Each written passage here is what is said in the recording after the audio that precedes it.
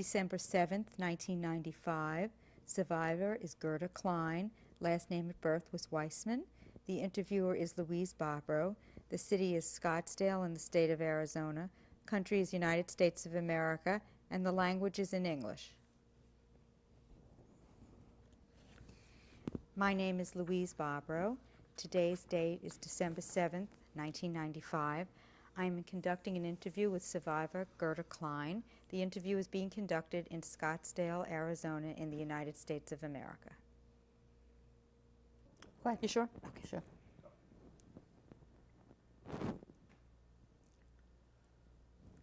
Good afternoon.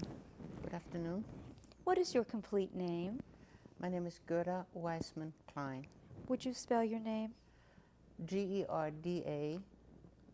Klein. My maiden name is Weissmann, was Weissmann, Weissmann. Did you have any nicknames? Yes, as a matter of fact, they called me Gretel.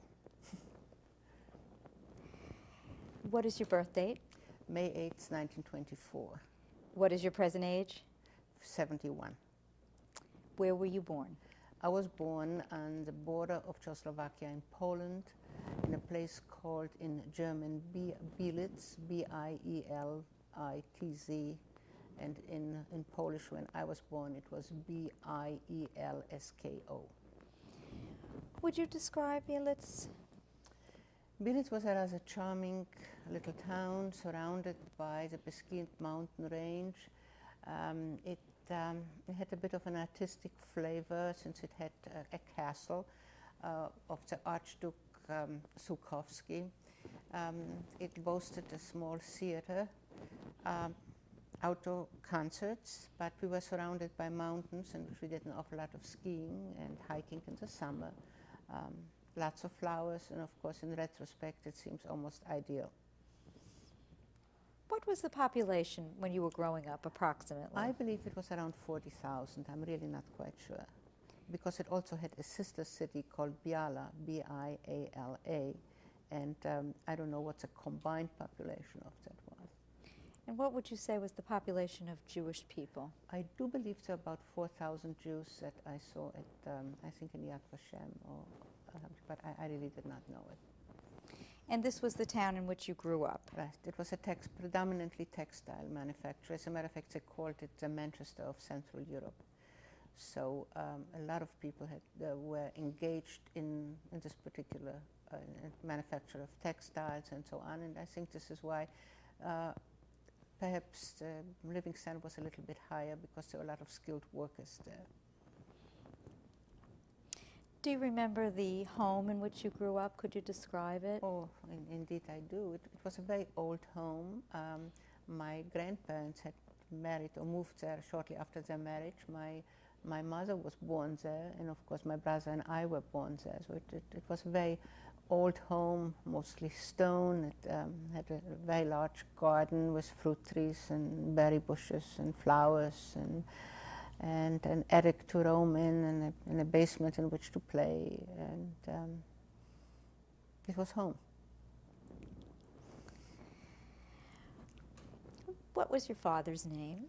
My father's name was Julius, and my mother's name was Helen, but it was Helene actually, and she was called Lene.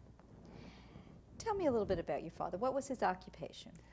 Well, my father had really studied medicine in Vienna before the First World War.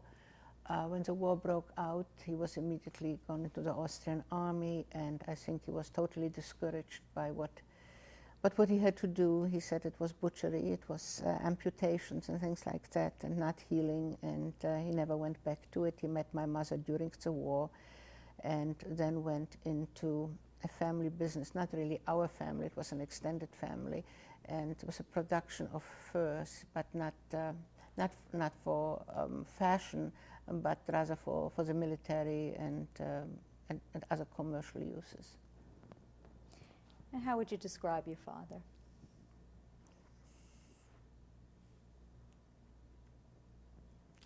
Special. He's tall, sort of reddish hair.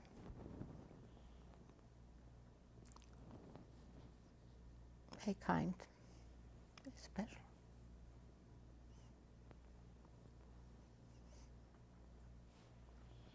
I was obviously very close to my father.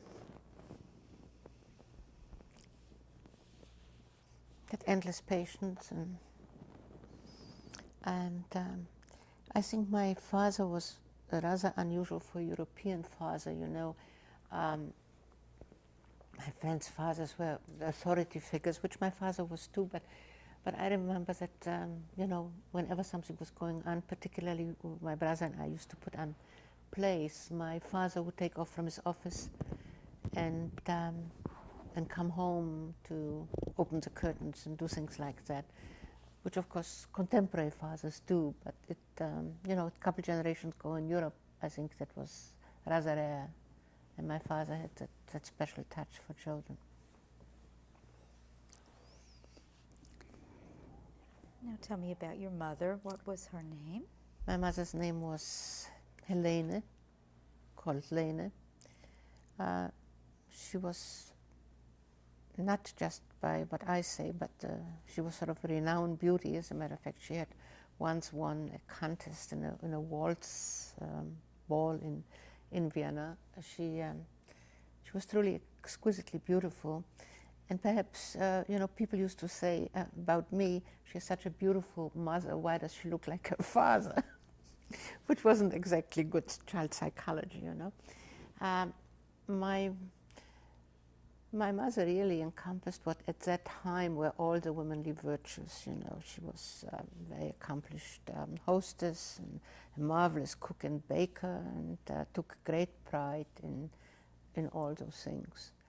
And she wanted me to do that as well. And unfortunately, I really was not terribly good at it. You know, I preferred to roam and play with my cats. I had 10 cats. My brother had 2 dogs, and I used to love more the outdoors and climbing trees and running around. And you know, I was probably much more my father's girl always, and where my brother was extremely close to my mother.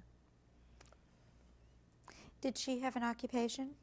I would not say that, no. No, she was.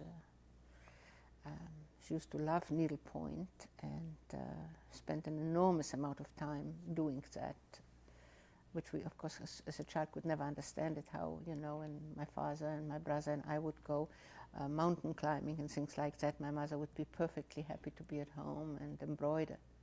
I thought it was a terrible thing to do. What was her maiden name? My mother's maiden name was Mückenbrunn, rather unusual. It's M-U with an umlaut, C-K-E-N-B-R-U-N-N.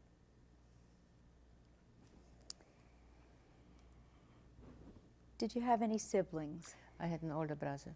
His name was Arthur, who looked very much like my mother. Was an extremely handsome boy, and it took me a long time until I realized that many of my girlfriends were sort of seeking my friendship in order to meet my brother. I was also very close to my brother. I fought with him, of course, but he was really an ideal older brother, you know. He fought my battles and did things for me, and he was very accomplished. He was a very fine writer. As a matter of fact, if anyone still remembers him at a very young age, he wrote for a prestigious Polish paper called Przegląd Literacki, which is sort of a review of literature, and he wrote it under a pseudonym of Vera, W-E, I mean capital W and a small e, A-R, which spelled Arthur Weissmann together. And he did it when he was quite young. So you were very close? With my brother, yes.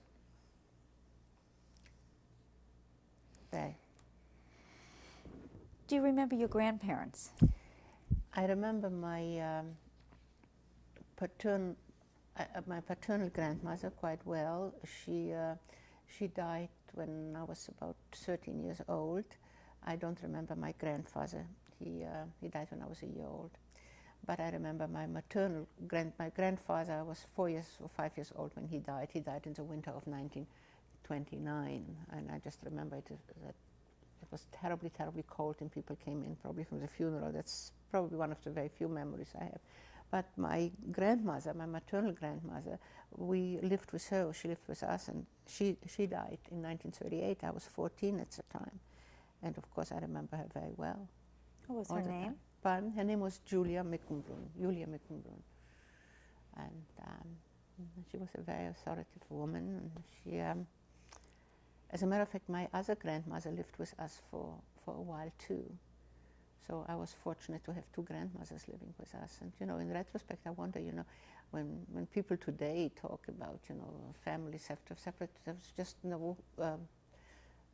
At least, I think when I look back, it seems almost too ideal, and I wonder if it truly was as ideal, or if perhaps that I have shut out my memory things that might not have been. But it has served me well during some very difficult times, and I see no reason why I should not keep those memories. So there was a great age difference between my two grandmothers. My paternal grandmother could have been my other grandmother's mother almost, so there was no discrepancy in age. But I thought of it this morning. I think one of the most tender memories that I have was, in the morning, it was custom to get tea and milk in bed.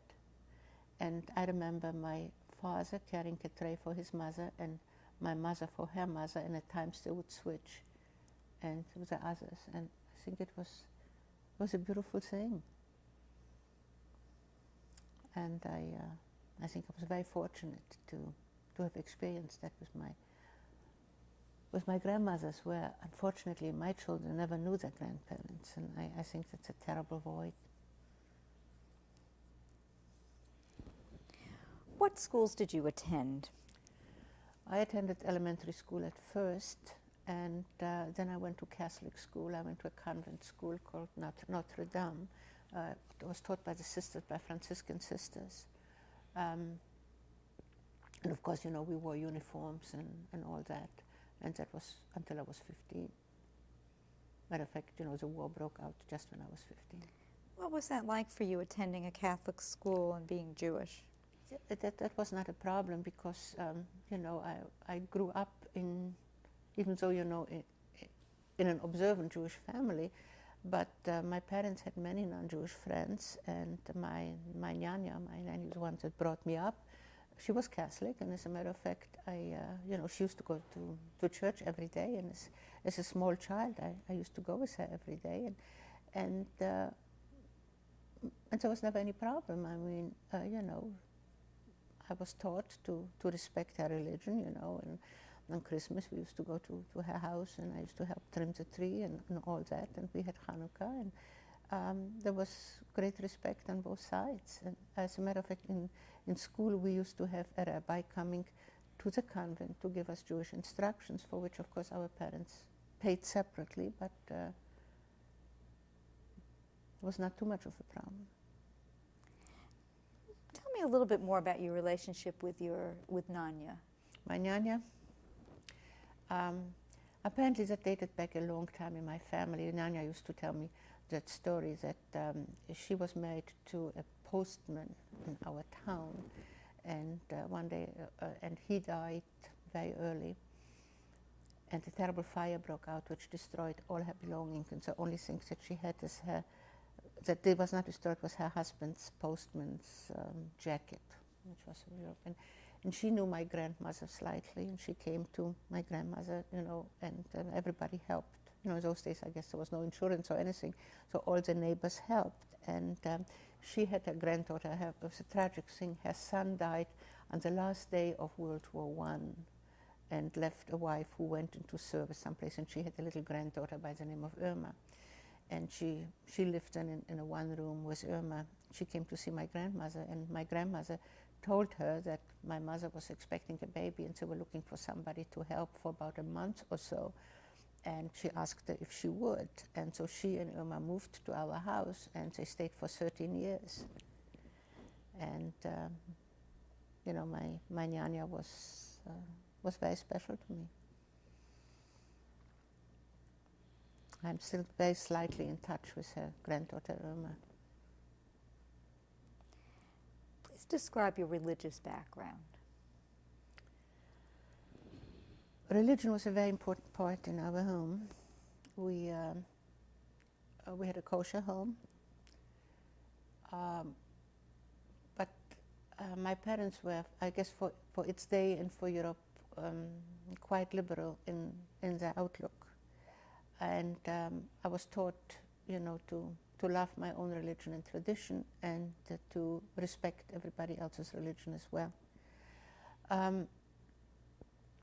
We, of course, Friday night was always a very special night with challah and with flowers, and with the family would come. And you see, the home in which we lived, as I mentioned, my grandparents were living there.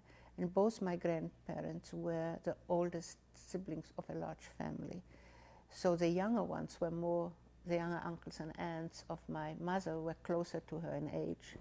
And on Sunday, everybody would congregate in our house. It wasn't unusual to have more than 20 people on Sunday afternoon to come and sit in the garden. As a matter of fact, the aunts kept comfortable clothes there because, people were wearing corsets and things like that, and they divested themselves of that and came, and the cousins and so on.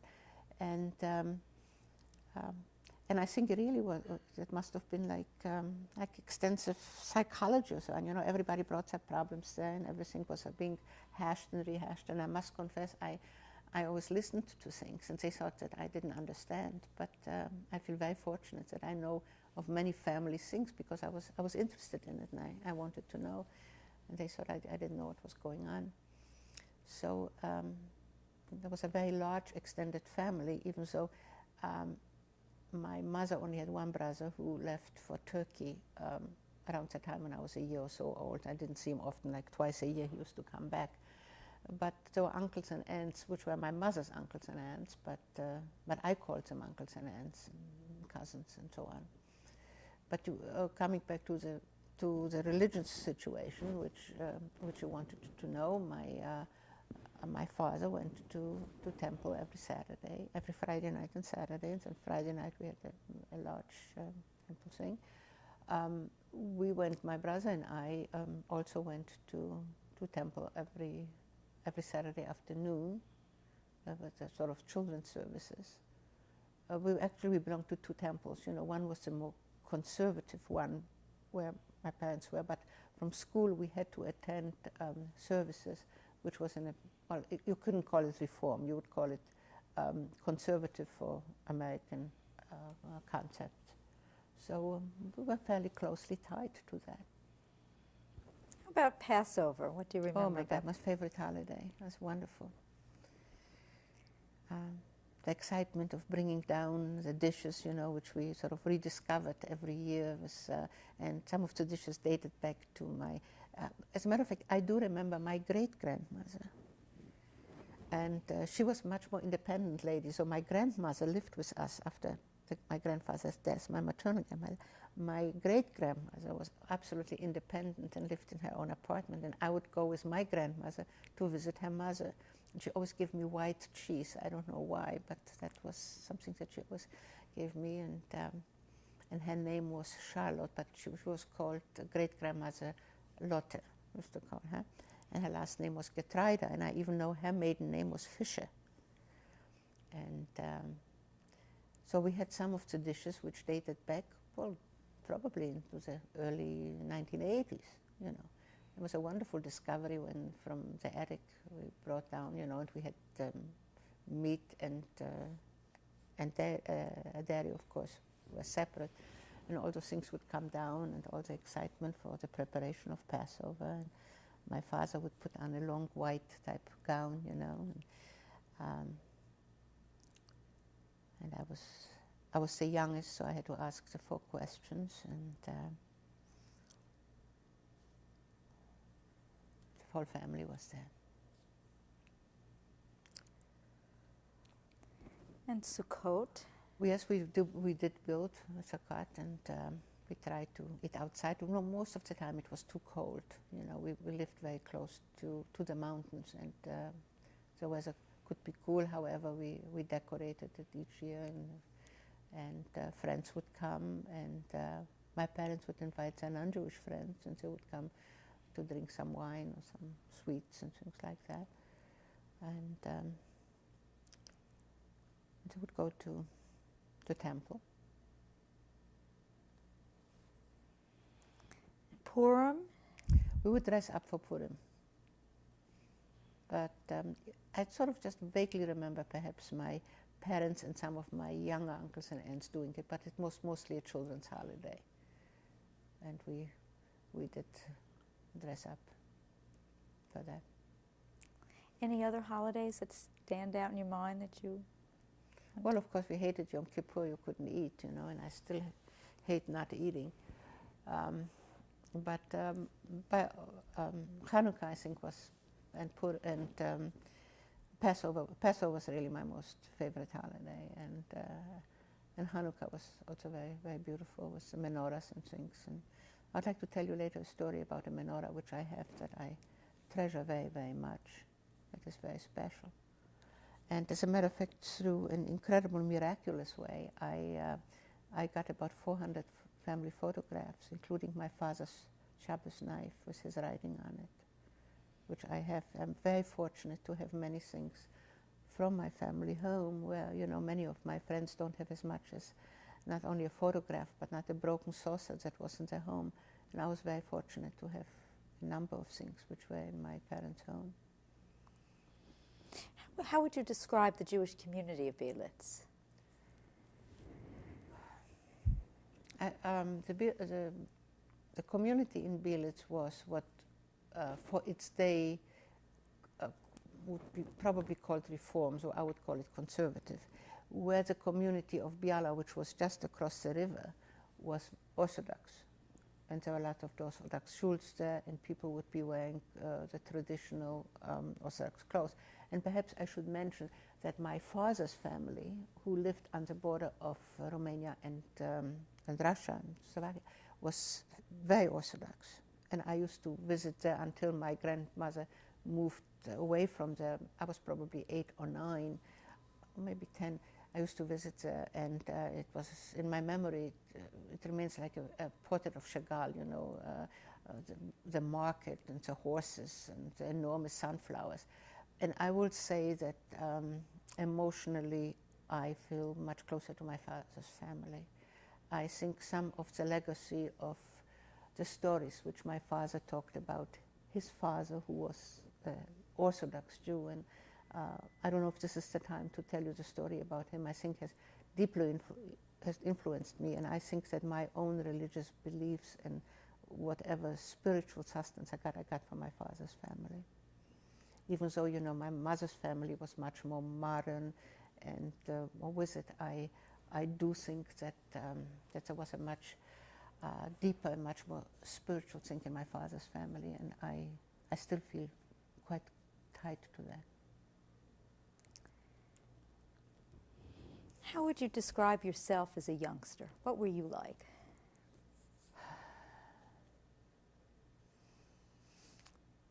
I really don't know. I always wanted to write, and I always wanted to have all my stories to have happy endings. You know, all the orphans found their parents on some desert islands. I always wanted to be pretty, and I know I wasn't. You know, I always wanted to be where my brother was very good looking, my mother was a renowned beauty, and I was always sort of a bit in the shadow, so I tried to overcompensate it in a little different ways. I was very shy, painfully shy. I loved animals. I had always a lot of animals that I cared for, particularly cats. And but I think I had an extremely happy childhood. You know, there were so many people to go to. You know, I had 2 grandmothers for most part of the thing, a great-grandmother, my nyanya, my mother, and of course the center of my universe was my father.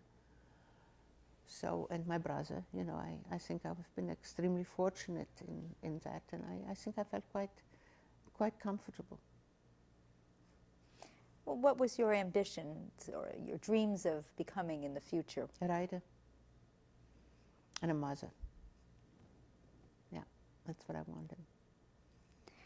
Did you have any non-Jewish friends? Lots, mostly non-Jewish friends.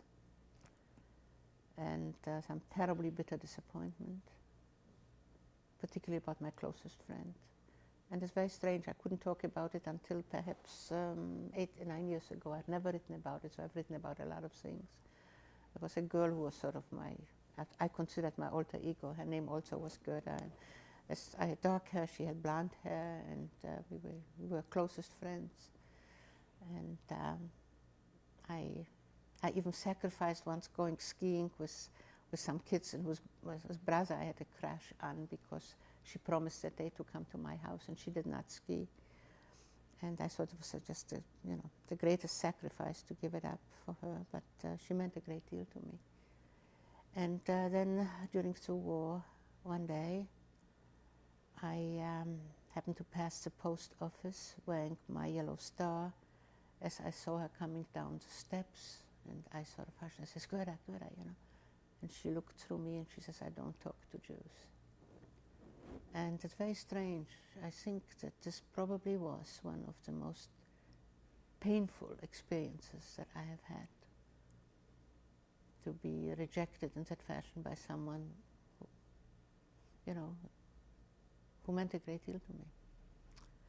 And it's very funny. I never talked about her. As a matter of fact, I had totally blocked it out of my mind until some years ago when someone I knew slightly got in touch with me, and I met her in Chicago, and she was going back to Poland. And she asked me if she could see somebody there, and I said, of course, my Nyanya has been dead a long time ago, but I told her to see my Irma, her granddaughter. And then she said to me, tell me, how about Gerda Nickel? That's a friend. When she said that name, it absolutely, I was just beside myself.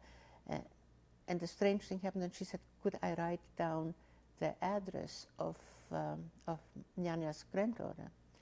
And when I did it, I found myself writing in exactly the same fashion as Gerda Nickel and I wrote. That name brought it totally back. And this is when it all came back. It was a devastating experience. And I feel rather bitter about it, because when she came back, she told me that she inquired and she found that Gerda Nickel, when the Germans left our town, apparently went on to Germany. And I said, and I bet you she says that her closest friend was Jewish, and she tells the truth.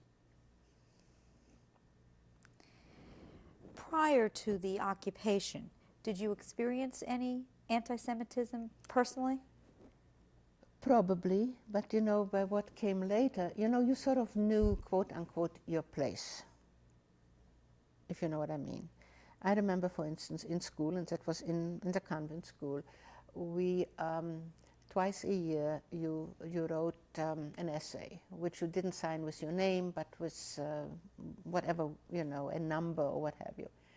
And if you won, your essay was published in sort of a national scholastics, we would call it, magazine. And lo and behold, I won. And I remember, and of course it was great doing about it. And I remember the next time around, my father took me for a walk, and he said, I want to talk to you about. He said, the contest is coming up, and you better not try too hard. It wouldn't do for a Jewish girl to win twice. December 7th, 1995. Gerda, we left off on the last tape with you telling the story about an essay that you had written, and that your father wanted to talk to you about it. Could you continue the story, please? Sure. And I think it was totally accepted that you are not too conspicuous, you don't do too much attention to yourself.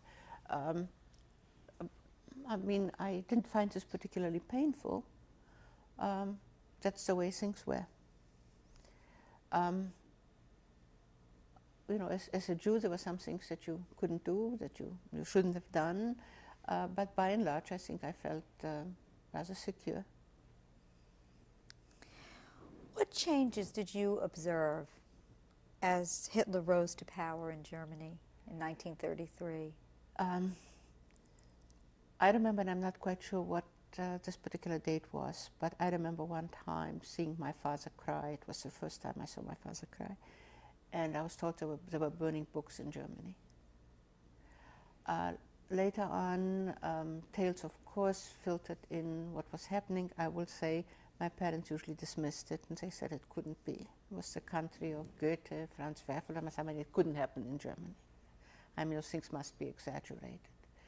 I think it ran closer when he marched into Austria, because we knew people, had some family in Austria, and when they came, we had more. But you know, children were shielded from that.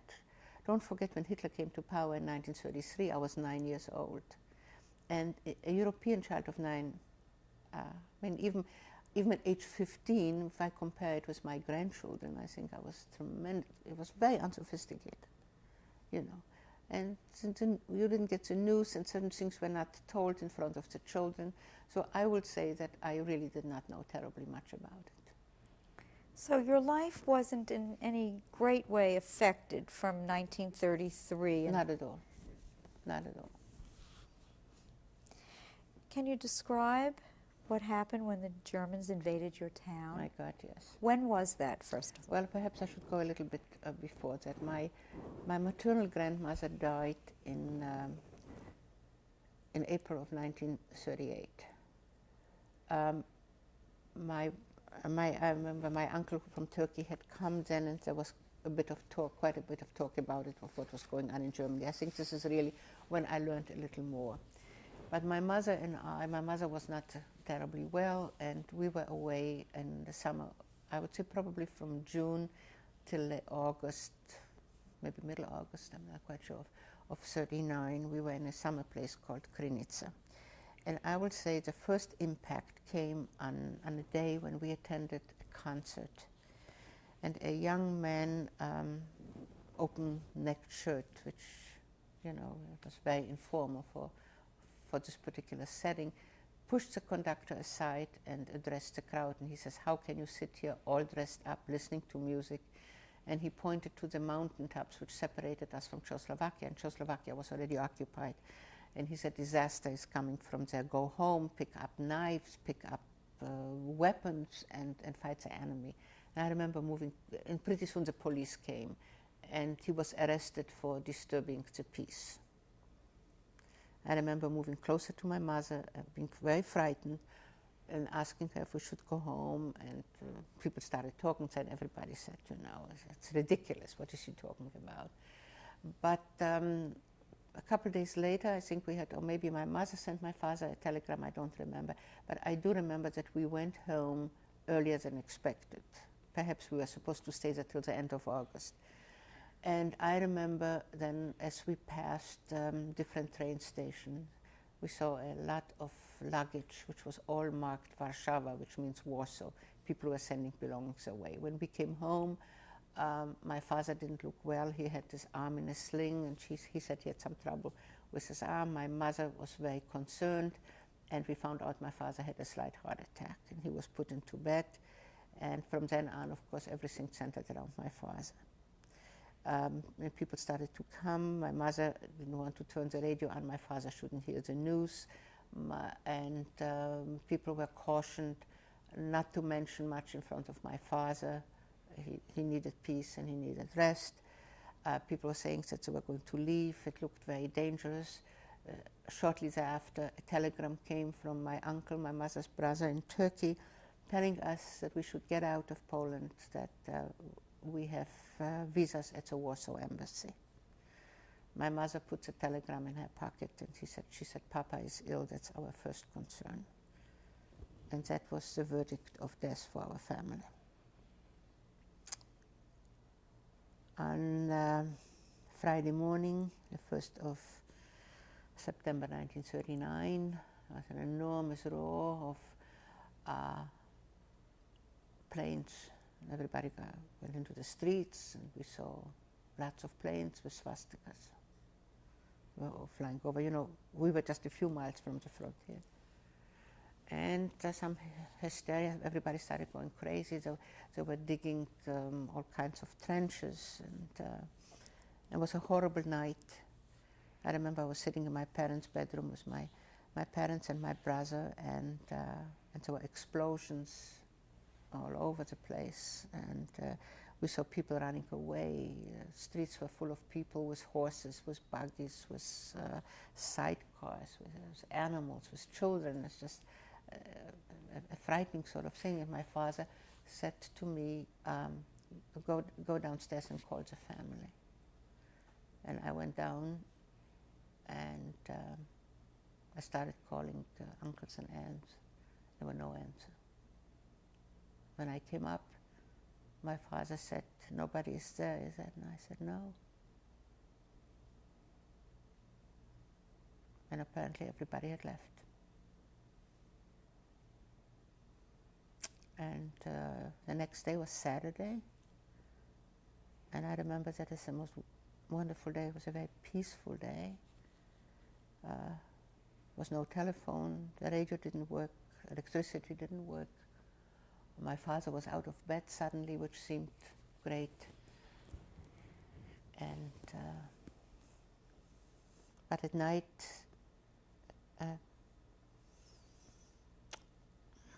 there was shooting. My brother went outside to let my cat in, and he said there were people on the roofs, there was shooting, and they were saying that the Germans were coming.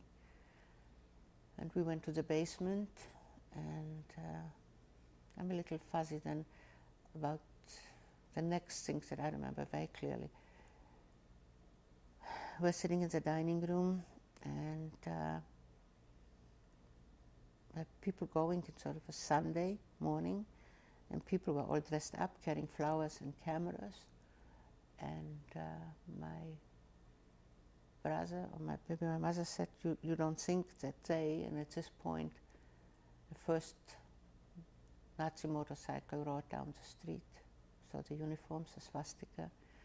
And my brother, he had his wristwatch in his pocket, and he pulled it out, and it fell to the floor.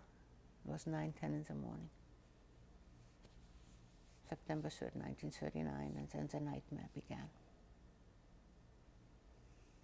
It was unbelievable, you know.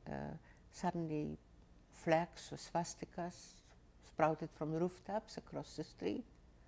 People were carrying cakes and drinks and yelling, you know, Heil Hitler, long live the Führer, and thank you for liberation. And suddenly you found yourself being a stranger, being at home, and we didn't realize. I mean, how come everybody was prepared and we didn't know anything? And the first act was that they burnt the temple with some people in it, and then the horror stories started coming. It was, you know, a neighbor came and warned us that, you know, my father and my brother should hide, that people were taken, you know, off the streets and off the homes, and all the atrocities. You know, that was Sunday. So, you know, we were so close to the border because the war allegedly was declared. Of course, there was no declaration of war. They just went across the border on Friday morning. And we were already occupied on Sunday morning at 9:10. And it was all over. The life we knew, the life we were a part of, it was all gone.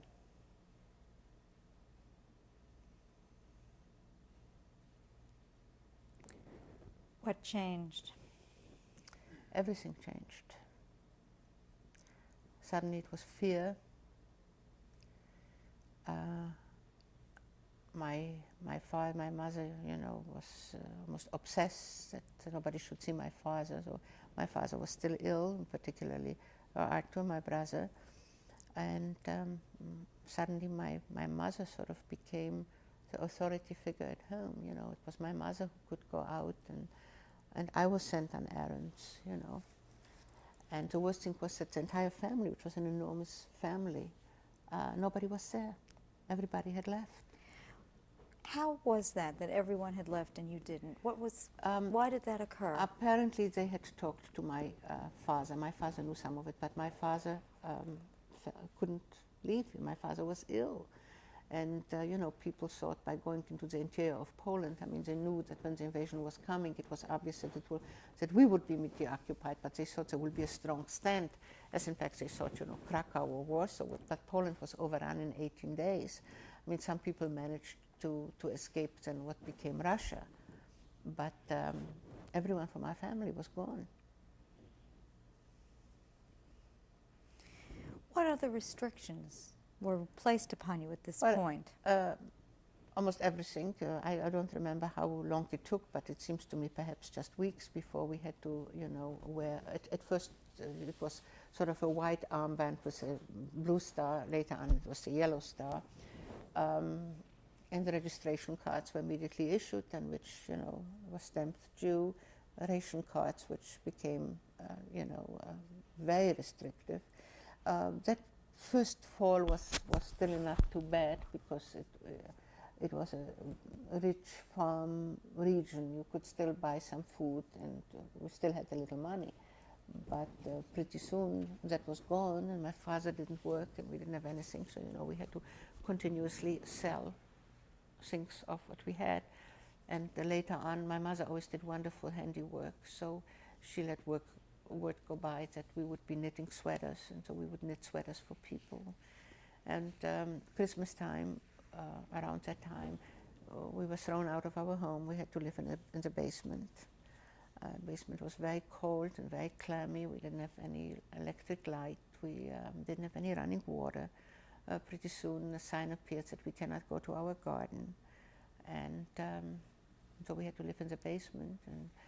And my mother and I would knit, and my father would read to us. And my brother was taken away almost immediately. When was he taken away? My brother was taken away on the 19th of October. See, the war broke out on the 3rd of September. And my brother and all young men who could be a potential leadership or something were taken away right away. My brother was 19. Do you remember when he left, the night that he left? Yeah.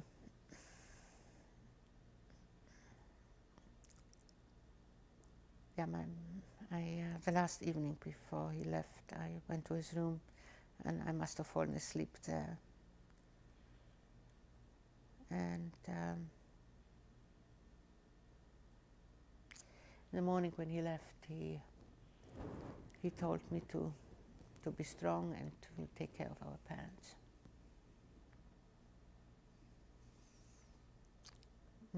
My father broke down completely. And my mother, who, used to go into practically a nervous breakdown if a teacup didn't sit right, suddenly became a force of incredible bravery. She did not cry when my brother left. But right after that, she ran to the cemetery, and I ran after her, and it was a pretty bad scene. I really realized, but I think I really came then face to face of what was happening to the family. I think with my brother being at home, I was shielded from a lot of things by my brother. And my father and my mother, I was always sort of the little one, he said, but suddenly I came face to face with the whole horror of this particular situation, my father's illness and his, he couldn't work, he couldn't support the family, when footsteps approached, my mother insisted that he goes into the wardrobe, that they didn't see him, particularly after Arthur left. And after he left, my mother didn't make his bed for quite a few days to keep the imprint of his head on the pillow. And I think the truth was driven home to me very, very forcefully. He left in October, and I think in November came the first, we didn't know where he went, and there were all kinds of rumors, it was said they were going to the interior of Poland to build up what was destroyed by the war, but Actually, they were taken to the interior of Poland, to the banks of the River San, which separated us from the Russian-occupied part. And they were pursued by bullets. Those who were good swimmers swam across. He was an excellent swimmer, and so late in the year, which was very cold, he swam. But, I should have mentioned that my aunt, my father's sister, did come back with her son and daughter, and my cousin David, and Arthur and David were together on the transport. My aunt then left with her daughter to go to the place where they had lived before, so they didn't stay with us too long, but my Arthur and David went together. And after that we got the first notice that we would have to leave our homes with 20 pounds of our belongings. And my mother was very ill. She must have suffered a total nervous breakdown because she was a bit incoherent. She was calling for my brother, and my father told me to go and to sell everything. People were coming and buying things. That was still before we had to go to the basement, so it must have been in November. And there were some very cruel things that happened there. I remember one, my parents' 20th wedding anniversary was on the 1st of April. They were married on the 1st of April. It was sort of a family joke always. And they were married in 1919, so their wedding anniversary was just before. It was in April of 1939, and my brother and I had saved up, and we bought them a very delicate sort of pink liqueur set. And I remember somebody coming to the house and picking up the set, and he took a glass and he dropped it, broke it, and he said, "I can't give you much for it because the glass is missing." And you know, and pretty soon everything was being emptied from the house, some things which were treasures, and I was left with some filthy German marks in my hand, which I gave to my father, and we were supposed to pack some belongings and to leave. And I remember it was then I heard that a family committed suicide together. And I almost wish that my parents suggested it, that we should all go to sleep. And I remember I stood at the window and I was looking outside, and behind me the house was being emptied of all the things I'd known all my life. And my father came up behind me and he said, "What you are thinking is very wrong." He said, "It's cowardly, it's terrible." And he said, "Promise me that you're never going to do that." And I didn't answer him. And he turned me around to him and he said, "I want your promise right now." And I said, "I promise you." And as a matter of fact, at one point in my life when I came very close to jumping into a train, after working all day at Flux and at some horrible works, and the nights on coal trains, my resistance was really going down, and I thought, it's the time. I'll just jump, and it will be a few seconds, and it's going to be all over. And at this precise moment, I felt a pain in my neck. And the promise came back. So I said, my father always knew what I was thinking, and he made me promise not to do it. So, shortly thereafter, they rescinded the order, and we were permitted to stay again. And that was sort of going on every 6, every 7, every 8 months. And then they would come and say, we got an order that we'd have to leave. And then that would be said that if half a kilo of gold would be produced, we would not have to leave. So, everybody gave what they had, the wedding rings, this and that, and people bought in order to stay. And this, of course, was the way in which they extracted everything that one had.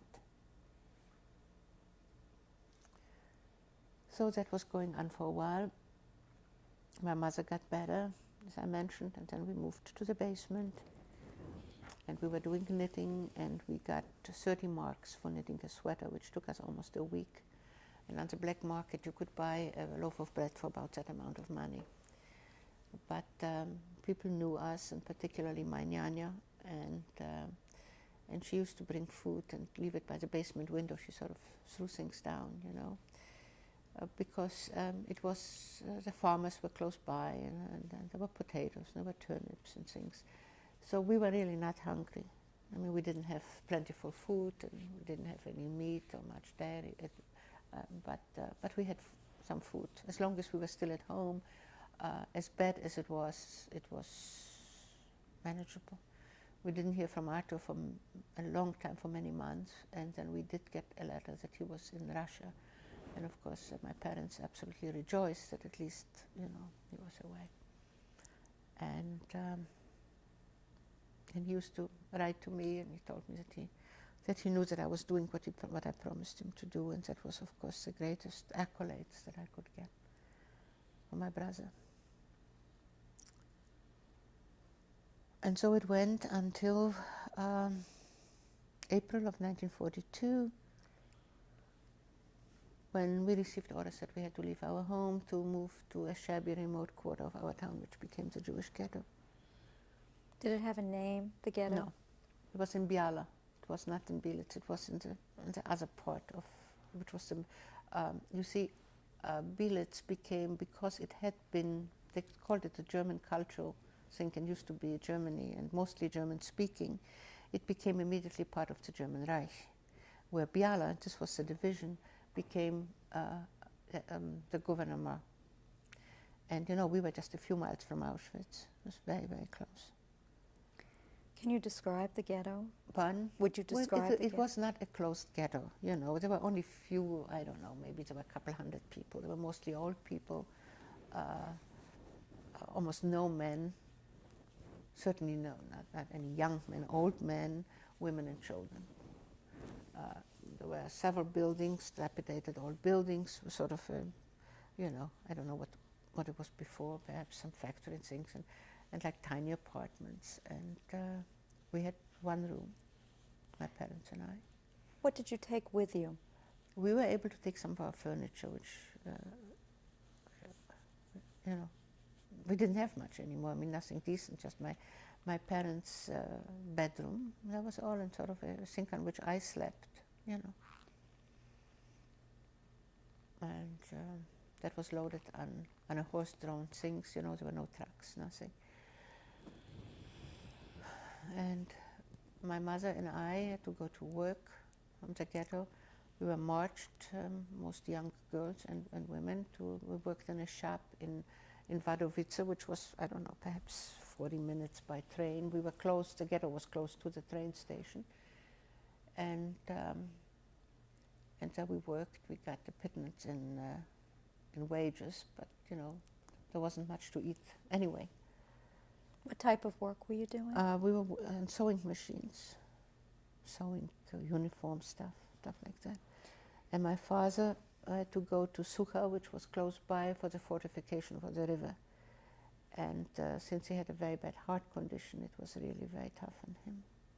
It was my mother's horror every day if my father is going to come back. That didn't last too long. We got to the ghetto in April, and I turned 18 in May. And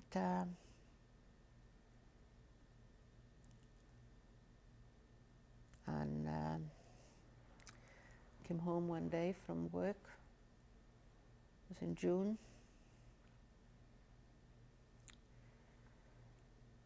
I think it was June 26. I believe it was a Friday. We sort of overheard something that they said that Bielitz is going to be next. When I came home, my parents, there was some agitation. I didn't quite know what was going on, but I was told soon thereafter that we are going to have to leave.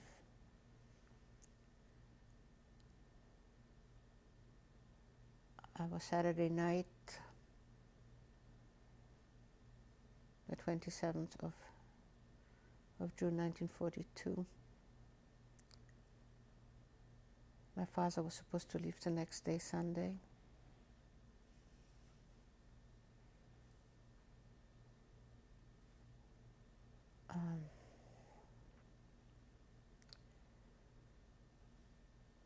I heard my parents talk all that night. They talked about their lives, their parents, their children, their hopes, their love. They never mentioned what the morning will bring. And I think they gave me the most priceless gift that night. They faced the morning with the only weapon they had, their love.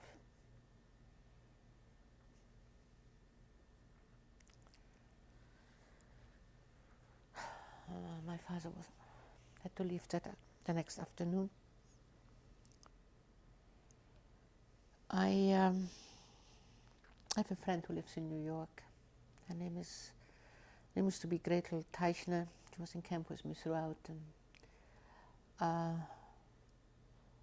her married name is Marchfield. She reminded me of something that I came to ask her to go with me through the ghetto. And we got hold of all the prayer books. And we took him to the cemetery, which was adjacent to the ghetto, because I sort of wanted to do it in honor of my father, that they should not fall into. I don't know what the Nazis finally did with it, but I had a pretty good idea of what they might do with it.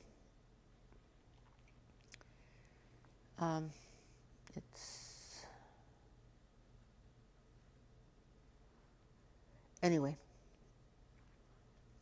I saw my father on the train. He was standing on the platform.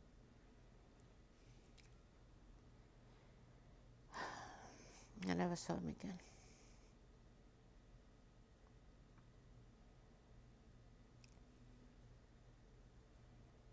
The following morning,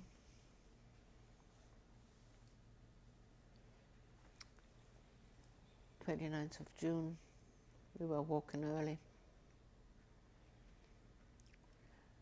My mother, it was Monday. My mother fasted every Monday because my brother was taken away on Monday, and she somehow thought if she fasted, he will come home. And I begged her that morning to eat something, but she wouldn't.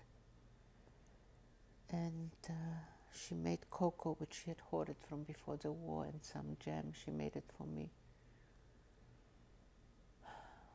And so I had really wanted it all throughout the war. I did not enjoy it that morning.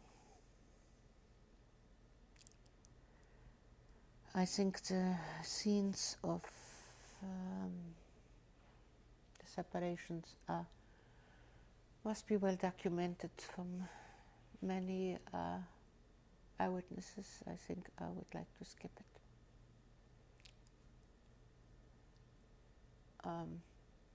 I will just say that much, that we were assembled. I walked with my mother.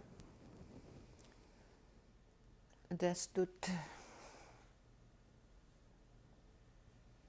an SS-man with a little piece of wood. He asked me how old I was. I told him 18. He told me to go that way, and my mother the other way. December 7th, 1995. Gerda, we left off on the last tape with the separation of your mother and yourself. Right. What happened next? I was with some of my friends. I think I really was not totally aware of exactly what happened at that moment. There was a great deal of confusion and chaos. Our mothers were put into another enclosure. This was near the railroad station where the circus used to come with a very large meadow type stuff. And trucks appeared. And something rather curious, and for me something that I could never really resolve in my happened. There was a man by the name of Marin. Marin was someone who worked for the authorities, not a person to be much admired, But the story had it that he had a little daughter whom he adored, and the German said that if he cooperates with them, he and the child are going to be saved. Of course, that was not the case, but in any event, he cooperated. And Marin was there, and as a matter of fact, a little earlier, my mother said to me, people say this is Marin, go and ask him what is happening, where are we going? And I remember I went up and asked him, you know, are we going? He sort of laughed. He didn't give me an answer. So I know who he was. He was wearing a black raincoat. I can still see him. He was a very, very slight, small man. And trucks appeared, and my friends, all young girls, and we were loaded on those trucks. And I heard my mother's voice from that enclosure, and she was calling something. And at this point, I realized that I was being taken away from my mother. So I jumped off the truck, and Marin appeared. And he took me bodily and threw me back on the truck, and he said, "You are too young to die." And I yelled out, I hate you, something like that. But what a strange thing, he who helped the murder of my mother saved my life. And I was never able to resolve the terrible feeling within me about that. Then I heard my mother's voice again, and she said, "Where to?" And I called back in German. I said, "Ich weiß nicht, I don't know." And she called, "Be strong." And I heard her voice like an echo, you know, sei stark.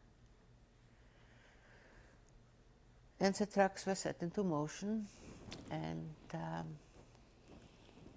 ironically the church bells started ringing, and the sun broke through. It was raining all day. It was a miserable day and very hot and oppressive because it was in June, the end of June. And that was that.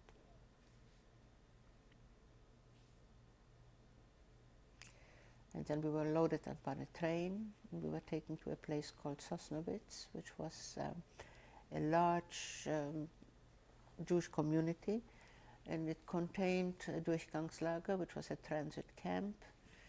I was with my friend, particularly my friend Ilse, a childhood friend of mine, who was a very artistic girl. She had won some piano competition. She was sent to Vienna to study at the Conservatory of Music, and we became to each other the only family we had. Because some people had sisters, I never had a sister, and Ilse sort of became my sister.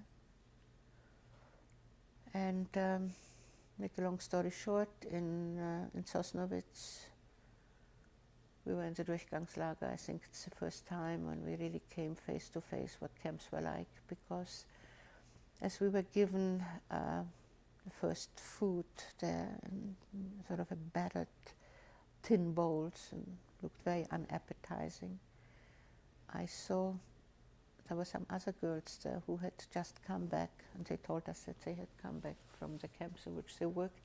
They were on their way to Auschwitz because they were either maimed or contracted tuberculosis. And I remember particularly one girl with enormous eyes. She must have been about my age. She looked at the food, and I asked her if she wanted it. I didn't want to eat that. You know, it was sand at the bottom and some horrible things. Little did I realize what was in store for me and how much that food would have meant later. And I remember I gave her that food. And she said they were going to Auschwitz. She knew it, that in a few days she will be no more. That was sort of the first confrontation with what there was. Anyway, we were sent 2 days later to, actually, it was like a slave market, because our names and our ages and the places we hailed from were registered, and industrialists from all over Germany would come to buy slaves. I mean, not literally buy them, but they paid, I think, 10 German Reichsmarks for the processing of our papers. And since we came from Bielitz or Bielsko, which was known for textile factories, as fate would have it, that particular day, a man came from Kramster-Medner-Frane, which was one of the largest textile factories in Germany. When he saw the raster that girls from Belitz were there, for some reason he thought we might have more dexterity in weaving or whatever. He bought us for that camp. And this is where we went. And as it turned out, it was one of the quote-unquote best camps in Germany. It was a new camp. We were the first 50 girls. We were 50 girls that went to that camp, mostly from, some from Belitz, but mostly from Czechoslovakia, because there were very few girls, maybe a handful, 8 to 10 girls from Belitz. And the rest had come from Czechoslovakia. We were all German-speaking. German men were in the army. The German women were given responsible positions, and they needed slave laborers who could understand the language so they could teach us. And we went through very rigorous sort of, things. You had to tie so many weaving knots a minute. They stood over you, with a watch. And of course, sometimes, in nervousness, people couldn't make it. But most of us did, and we were taught weaving. An interesting thing happened in that camp. Name of the camp? The camp was called Bolkenhain.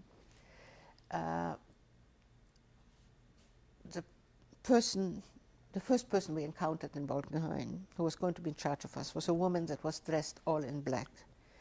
She looked like a bulldog. She had the most forbidding face I've ever seen, and a voice that resembled no human voice. She barked like a dog. I mean, I thought, this must be the end of it. We'll never survive here.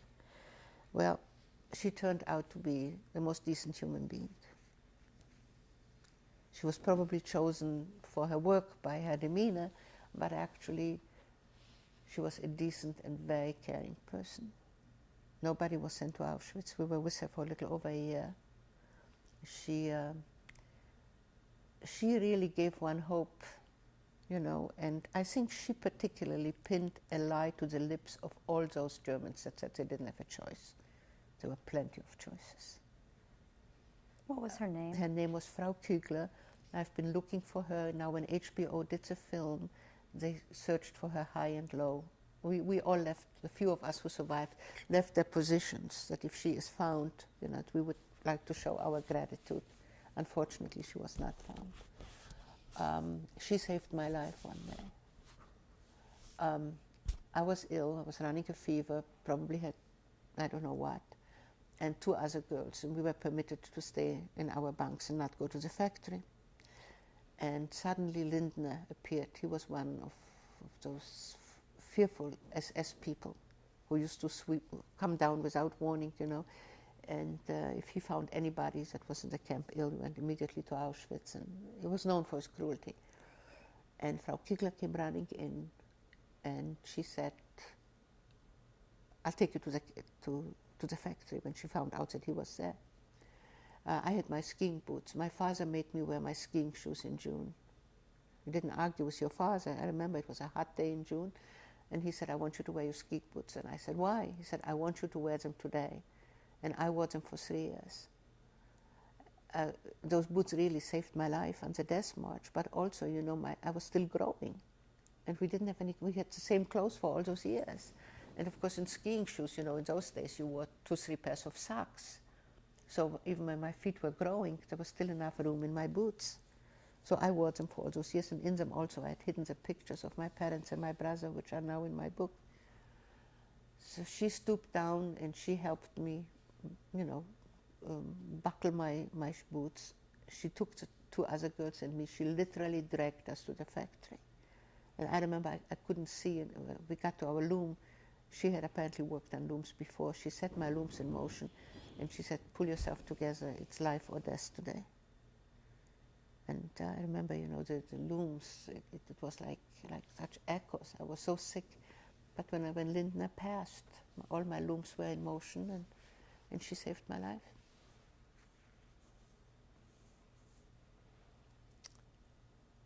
So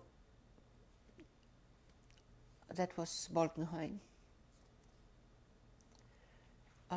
I think there is one thing that, at least to my mind, has never been sufficiently, not given enough credit, and that was the type of support system that existed in the camps. the friendship, the sharing, the caring. Again, you know, it depends from camp to camp. I was in camp only with girls. And it was an incredible support system. People were just marvelous to each other. Not everybody was saintly, but it was really one for all and all for one. What were some examples of that? Well, I remember, for instance, one time, that was in another camp, but not in Bolkenhain, but Bolkenhain, Kramster Frane had 3 camps, and I was in all 3 of them. And this particular thing happened in another camp. We were standing in the enclosure. We were not with Frau Kigler anymore at that point, but you had to stand appel, a roll call for a very long time. And suddenly bread sailed over the barbed wire. And we knew who threw the bread, and we knew who had it. And everybody was beaten that day. And nobody would give the girl away who had the bread. I mean, this was the sort of thing, In Bolkenheim, were you able to do anything? What did you girls do when you had any free time?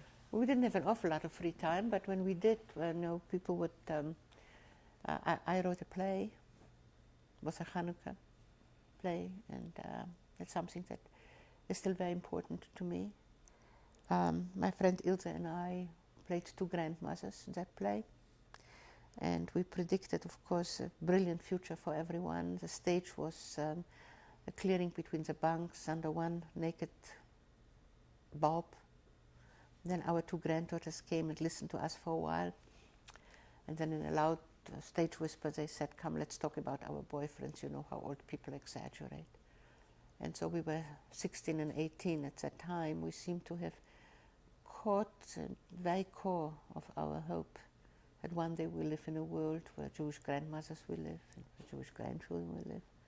But best of all, where our grandchildren will not believe our tales of the past. There will be such a climate. And we made a menorah out of the evening meal of potatoes, which meant, of course, you didn't eat, We carved a little menorah. We didn't have candles, of course, but we felt that symbolically we will light the flame of hope. And we wrote a song about that. And I had an incredible fulfillment of that. So, of course, my friend Ilse did not survive. She died in my arms on a wet meadow in Czechoslovakia. She once gave me a raspberry which she had found in the gutter, carried all day in her pocket, and presented me that night on a leaf that she plucked through the barbed wire, one single dust-covered raspberry, her entire possession. She also gave me my life by making me promise her, when she died a week before the war ended, to go on for 1 more week.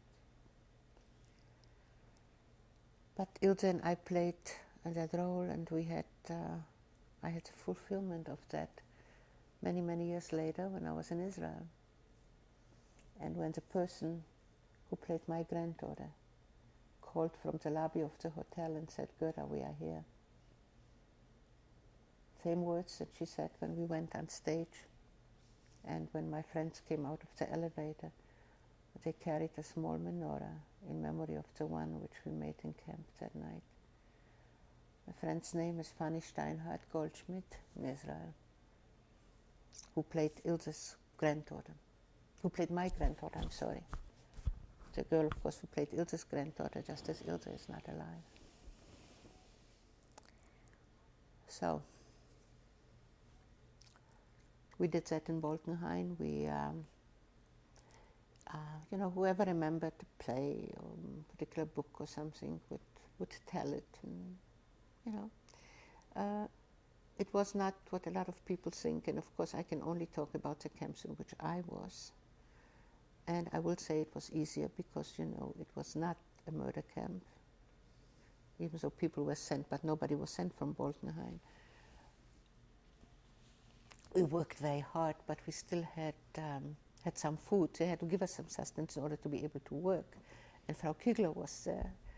So, and we were in this camp for a little over a year, which made it till the early fall of 1943, when actually, some of the most brutal transports started in Europe, because at that time nobody went to camp anymore, into any working camps. The physical conditions in Balkenheim, what was your barracks like? We all stayed in one large barrack.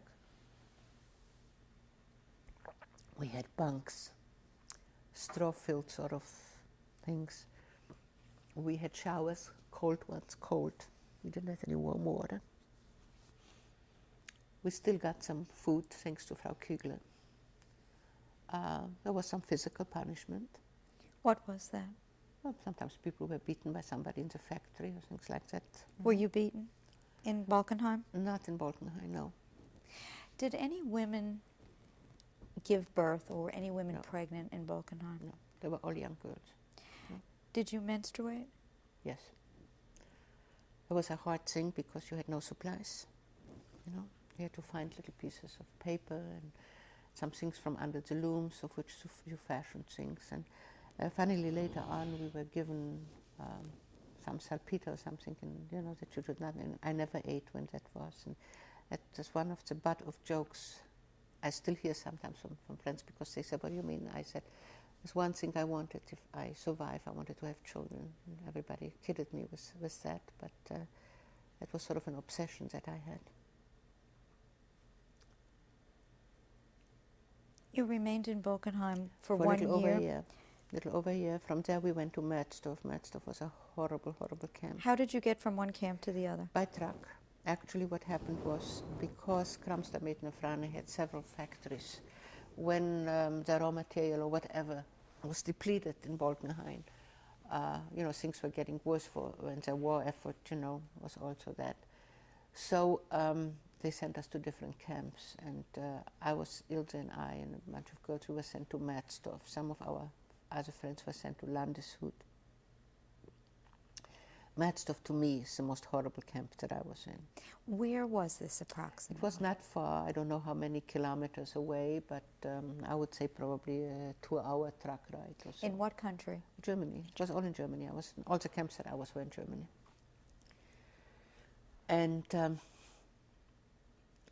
there we were housed on very high up, perhaps the 5th or 6th floor. We were locked up at night, you know. I always thought it's going to burn. It was either terribly hot or cold, mostly stifling hot. We were given terrible work there. What was the work? One of the things where we were in silos, and they were doing flax from which linen was extracted, you know. And trucks would come and throw those bundles, and they came. And so some people simply were trapped under the bundles if you didn't catch them fast enough. I remember one day we had some women prisoners, you know, murderers and things like that, who came, and to them it was a day of punishment to be sent to work on flax for 1 day. And this is where we worked. And the thing would scratch you, the bundles would drop on you, you know, with a precision of I don't know how many seconds, and you had to catch them, and you were continuously swaying because, you know, the ground was giving away from under your feet. It was soft, the bundles, and it was tremendous silos, I don't know how many stories high. And then another day we would go and open the flax in the swamp, and the flax had to be broken open because there were linen threads in that. And of course the swamp was infested with mosquitoes. And since we were all scratched from the flax, you know, the mosquitoes feasted on our blood. I mean, it was horrible. And at night, and I was particularly, there was one German there who had it in for me. One day he tempted me, he asked me, you know, if I would like some warm soup or something to eat. He asked me if I had enough to eat, so I said I was eating in camp. You know, I wasn't going to say I don't get enough to eat, because it would have been accusing them of not feeding me. And to say I had enough to eat wasn't true. I was always hungry. So I thought he had other designs, and I was scared stiff, so I played dumb. So he singled me out for working at night, unloading coal, huge coal trains, you know, and during the day to flax, and in the afternoon, first in the swamp or in the silos, and that was going on for days. And this is when at one night, I figured, that's it. I'm just going to jump. This is what I mentioned when my father's thing came back. And then one day a miraculous thing happened. As we were working in the swamp, they came and asked for such and such a number. You know, we all had numbers. And actually it was Ilse's number, but Ilse saw what was happening, so she said it was my number. And I got back to camp. And there stood the director from Bolkenhain. And then Ilse came running, and she threw herself at his feet, and she said, I want to go with my sister. So he said, well, you both should be on the list, because we both worked on looms. Make a long story short, we were sent to Landeshut, which was a sister camp of Bolkenhain. And in Landeshut, we worked in the spinning mills. And so I went to Landeshut. I was in Merzdorf only a very short time, mercifully. What was your number? I think it was 886, but I'm not sure. And this, where did you have to wear your number? You know, it's a funny thing, I can't recall that. Yeah, it's funny, I don't recall now who wore it or not. Who, you said Franz Kugler, Frau Kugler, yeah. was not in this camp. No. So who? She was in the camp again when we came to Landeshut. But in Marzdorf, she was not. In Merzdorf we had cruel, stupid young girls who was wearing a ring on every finger, and her great enjoyment was to ride in a little child's wagon and have the girls pull her like horses, and she had a whip over that. I mean, the mentality of a total moron. Were there any punishments in Marzdorf? Oh yeah. Were you punished in Marzdorf? No.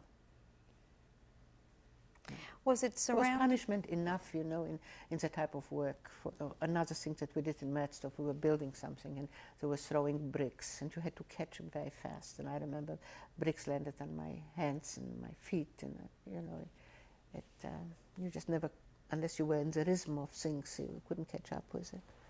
Was it surrounded by barbed wire at all, this camp? Yeah, sure. Did anyone try to escape? You know, escaping was not difficult. You could run away anytime you wanted to. But where do you go? And the other thing, of course, was that you knew, we heard of a boys' camp where apparently some boys either escaped or killed a guard or something, that they were all marched out and every third one was shot. I mean, you didn't take this type of responsibility for your friends. And furthermore, if you run away, where do you go?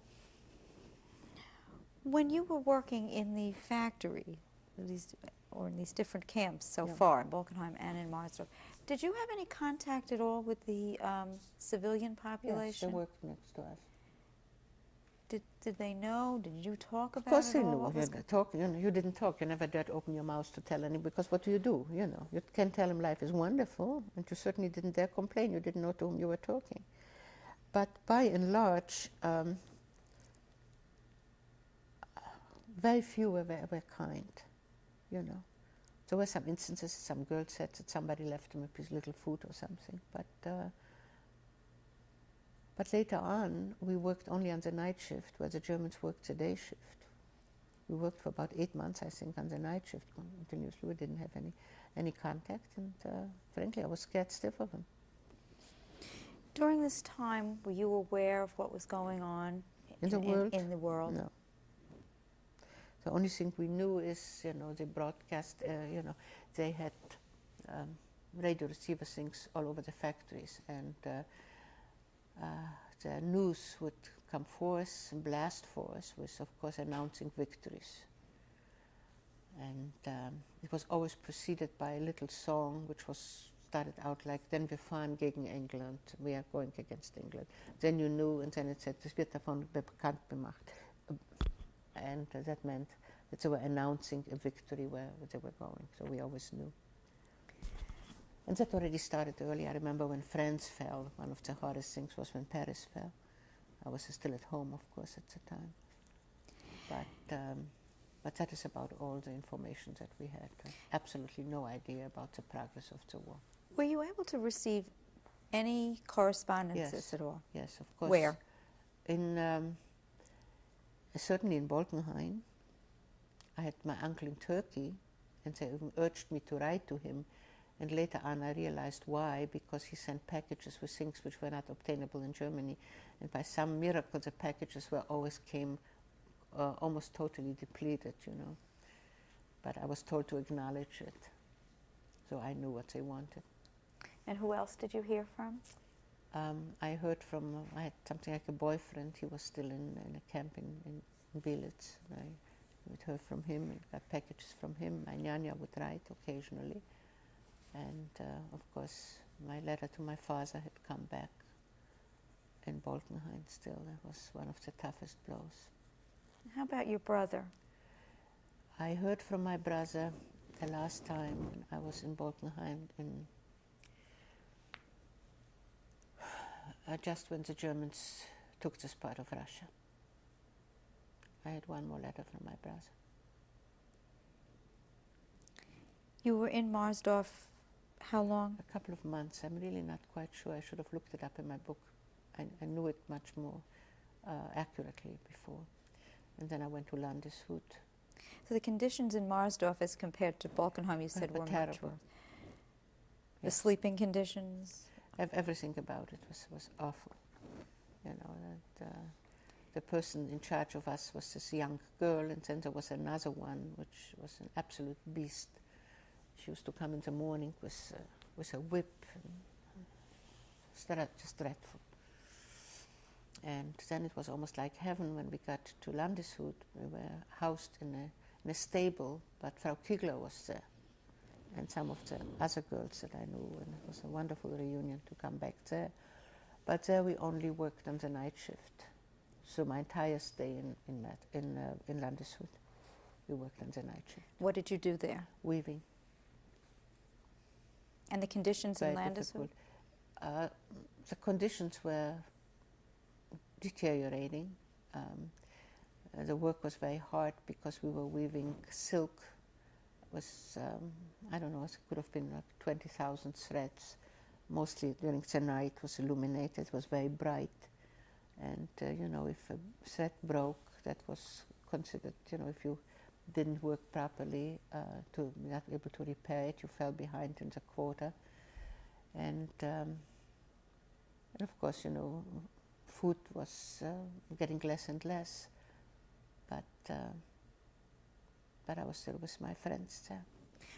Were you able to have any plays, or like what you did in Bolkenheim? Could you do that in Landeshut? No, we were, you know, we had much less free time, if you could call it free time. Also, we mostly slept during the day because we worked at night, and things were much tougher there. So the support system, did it Support remain as system- strong? Oh, yes. That remained strong throughout. You mentioned that there was a boys' camp not far. Did you have any contact at all with them? Yes, we did. That's you mean in Landeshut, and the boy whom I knew had come to Landeshut. That's a whole long story in itself, but we did have some contact, and we heard some horrible things that were going on in boys' camps. Much worse than what we experienced. How long were you in Landeshut? We went there until May 8th, 1944. Date is December 7th, 1995.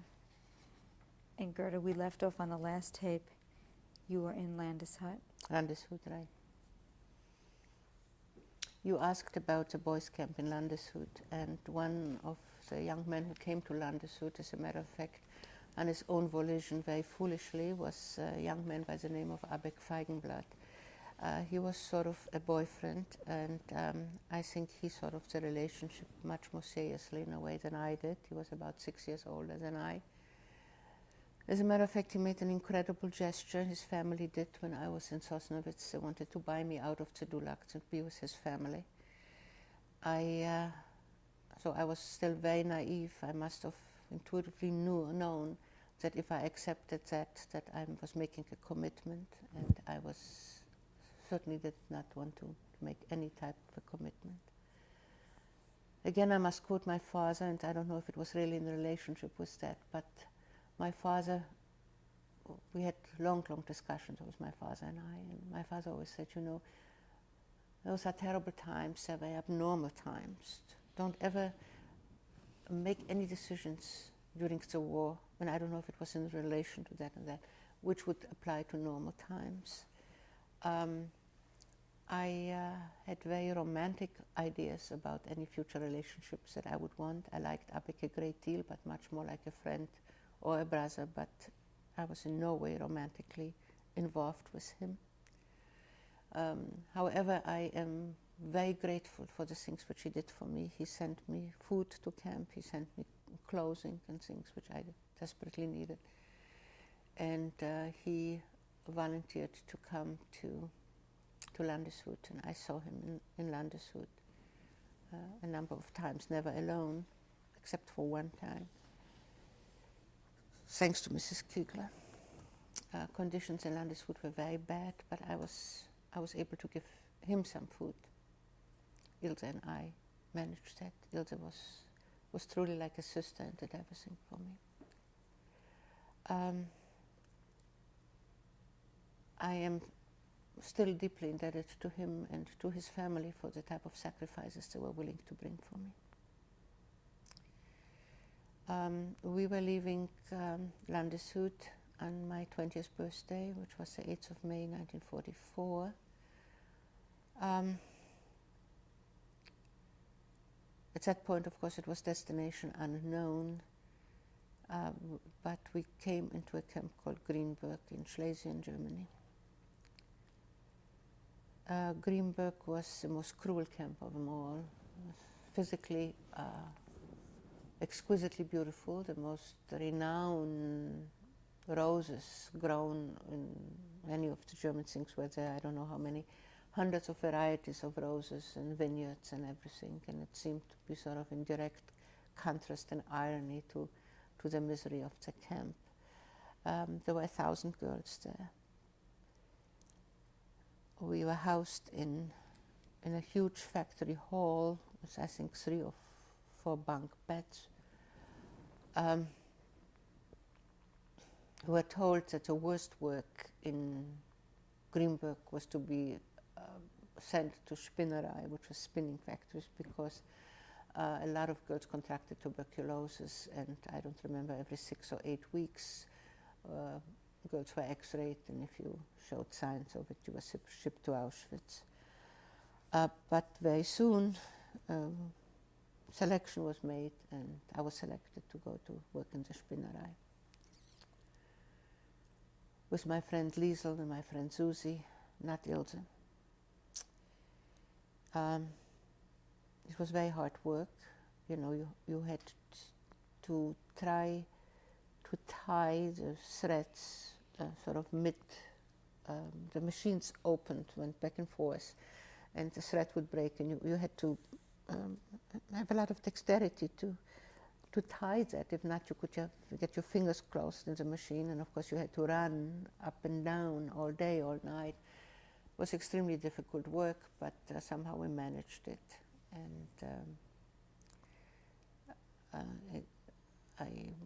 I witnessed some very brutal beatings in Greenberg. There was one person there was a sadist. He had a signet ring, and he would beat the victim until it was bloody, and things were not pretty there. What was his name? Do you know? We called him Lalush. What his name was, I don't know. Were you I knew it. beaten I knew it I knew it at one time, but I don't recall it anymore. In Boltenheim, there was a Meister Zimmer whom we feared. Was a miserable creature, and the director there, his name was Keller, but this one escapes me. I really don't remember. I knew his name at one point. I don't remember it any longer. Were you beaten there? I would rather not discuss it.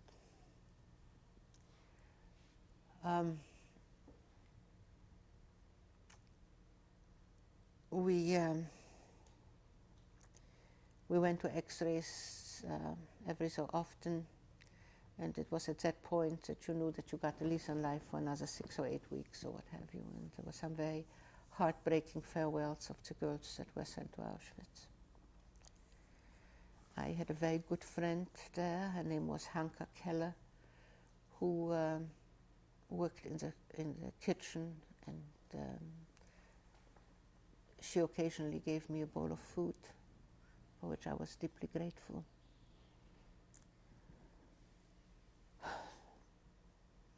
But one day, luck smiled at me. there. Was chosen, my friend Susie and I were chosen to weigh crates of the type of, I don't know what to call it, threads perhaps, for the want of a better word. They were extremely heavy, and you had to take it off of a conveyor belt immediately and then put it on the belt back properly. What could happen if you didn't, because the thing was marching through the entire factory, and if it wasn't put on properly, it could cause some of the things to have some accident, and of course, all those things were punishable very heavily because it was sabotage. Anything that you didn't do right was sabotage. In any event, if you got this coveted work, you got an extra bowl of food a day.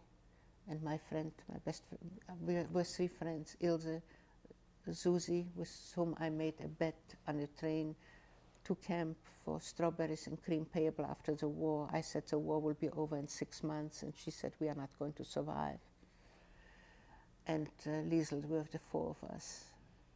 So it meant that Ilse and I, because I was getting the extra food and Susie was getting the extra food, and Liesel would have it, that we are going to have more food. That was cause to great celebration.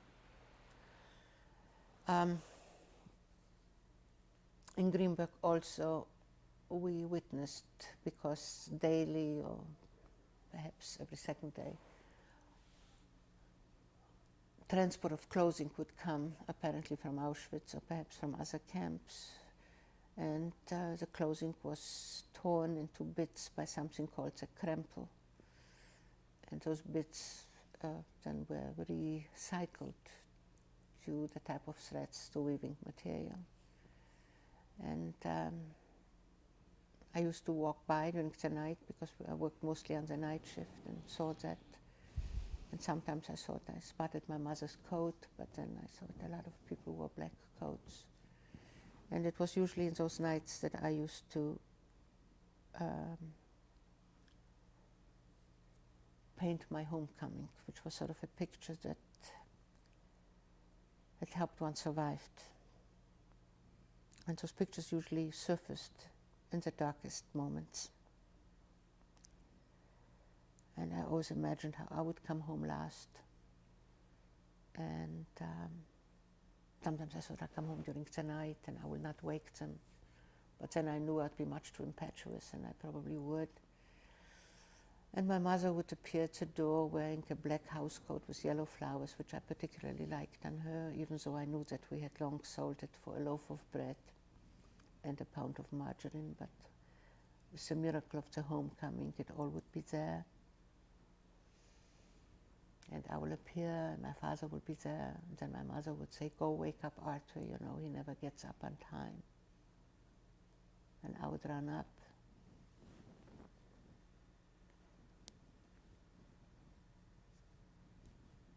And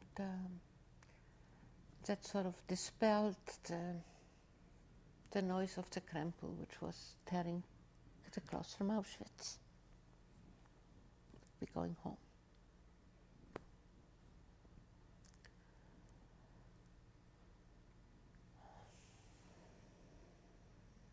So Greenberg was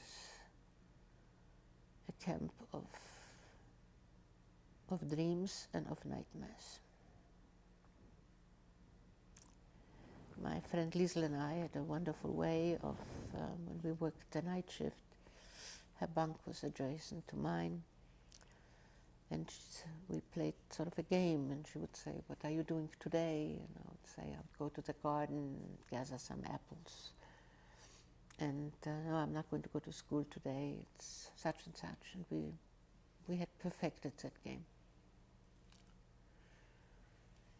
And then things got tougher, and there was very little raw material, which we rejoiced, because we knew that apparently the Germans are experiencing a harder time, but we also knew it will be a race now. Are they going to kill us, or are they let us survive? We didn't know. Then several times the electricity stopped. There were not too many more announcements of victories. And one day,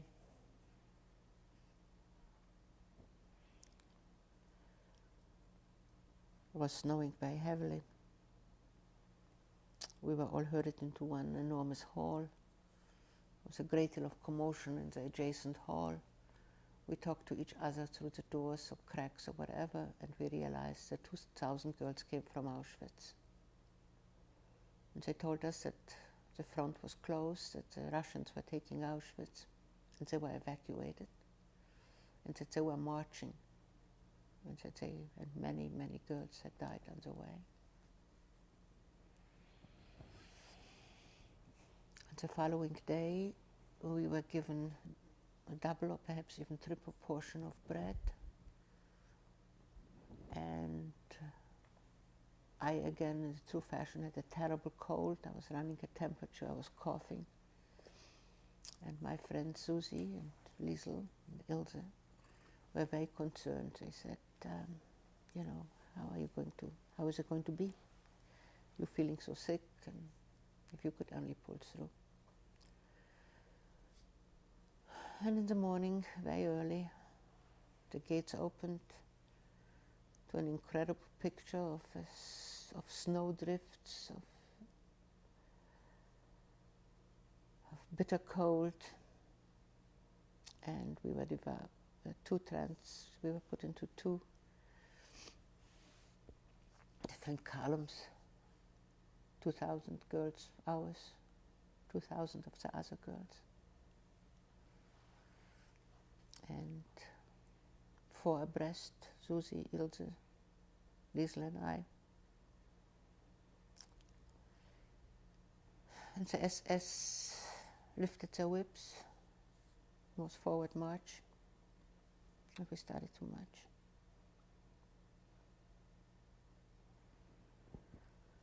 We left a bloody trail in the snow. There were executions. Some people simply couldn't go on. The nightmare of the death march started. 29th of January, 1945. Frau Kugler was no longer with you. No, we saw her last in Landeshut. She was not in Greenberg. I remember in Landeshut, she was supposed to, when we left there, she was supposed to search our bundles, but she didn't. She embraced us and she was crying. And I remember when she did, she said to me, "Don't forget me." I didn't want to forget her.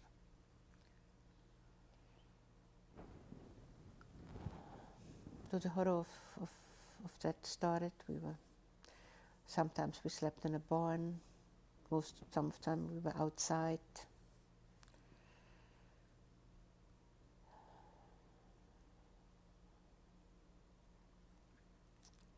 Sometimes we got something to eat. One time for 4 days we got nothing to eat. We were eating snow. Eating snow is a horrible thing. The more you eat, the more thirsty you are. And of course, diarrhea and all those things. It was pretty brutal. And we marched from the 29th of January 1945 until the 6th of May. Where were you marching? Well, our original orders apparently were to be sent to Oranienburg. Oranienburg was a murder camp near Berlin. Oranienburg was taken by the Allies, and we were sort of zigzagging through Germany and through Dresden, through Chemnitz, and so on. We later retraced that march. We were running away from the front, and we finally ended up in Czechoslovakia. What guards were with you? Were the SS guards? The SS was with us, the women SS, and they were even worse than the men. Well, absolutely brutal. I tried to run away once. Ilse and I had devised a game, not a game, a plan, because we saw on the road, we saw refugees in horse and buggies that spoke a similar German than we did. And we thought that this would be a good time to do it. We both had German names, Ilse and Gerda, you couldn't get it better. And we sort of devised that if we are going to be separated and questioned, that we had to, that our mother and little sisters were in one of the wagons. That's where they had the identification. We would take off our stars, and that our father was in the army, and we devised a number, which would be her house number and my house number, and our telephone number, and in between, that we both had the same numbers, that we had the same stories, and that we would go to the police, which of course was the most horrible things, to report that we are looking for our mothers and so on. And on the next break in one of the forests, we pretended that we are going to go and relieve ourselves and disappear in the woods, and that we wait in the woods for a day or two and then try to go back. And when the time came, I sort of gave her a signal that we should disappear now, and suddenly she looked at me and she said, "I'm afraid." Now, I always overruled her. I was always, much more positive, and she always. And even though it was really on the tip of my tongue to say, I said to her, well, maybe during the next stop. And pretty soon we heard horrible screams. 14 girls had tried to do the same thing that we did, and they were executed in front of us. And I said, I'm never going to try to run away. I'll go on, whatever the end is going to be. Well, unfortunately for Ilse, it was a very bitter end. Ilse died a week before the war was over.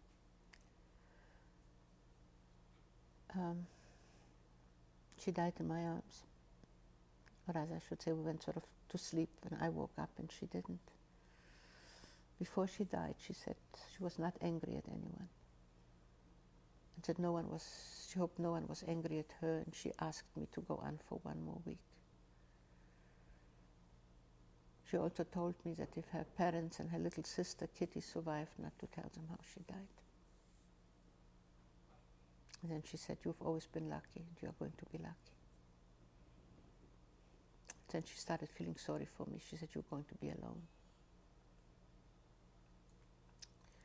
It's the 29th of April.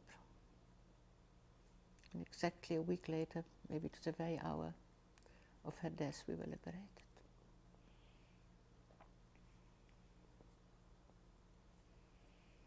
Where were you liberated? I was liberated in a little place called Volare in Czechoslovakia. The march came to a halt there.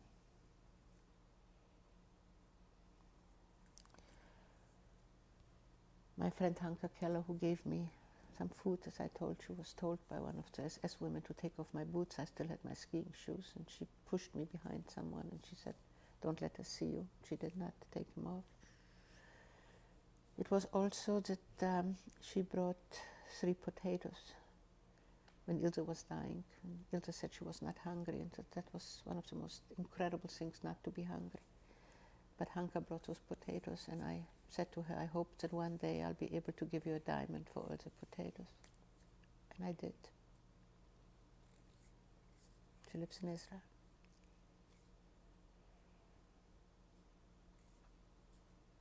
But I think when Ilse died, it sort of stopped for me. I was still able to pray. I always prayed, because I always had something to be grateful for. I was taught to pray by thanking God for the blessings. When Ilse died, I stopped praying. I couldn't anymore.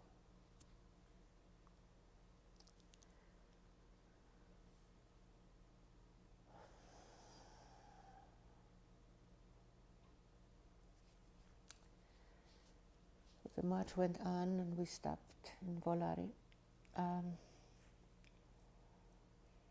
We pretty much knew, I think we knew that it was pretty much up.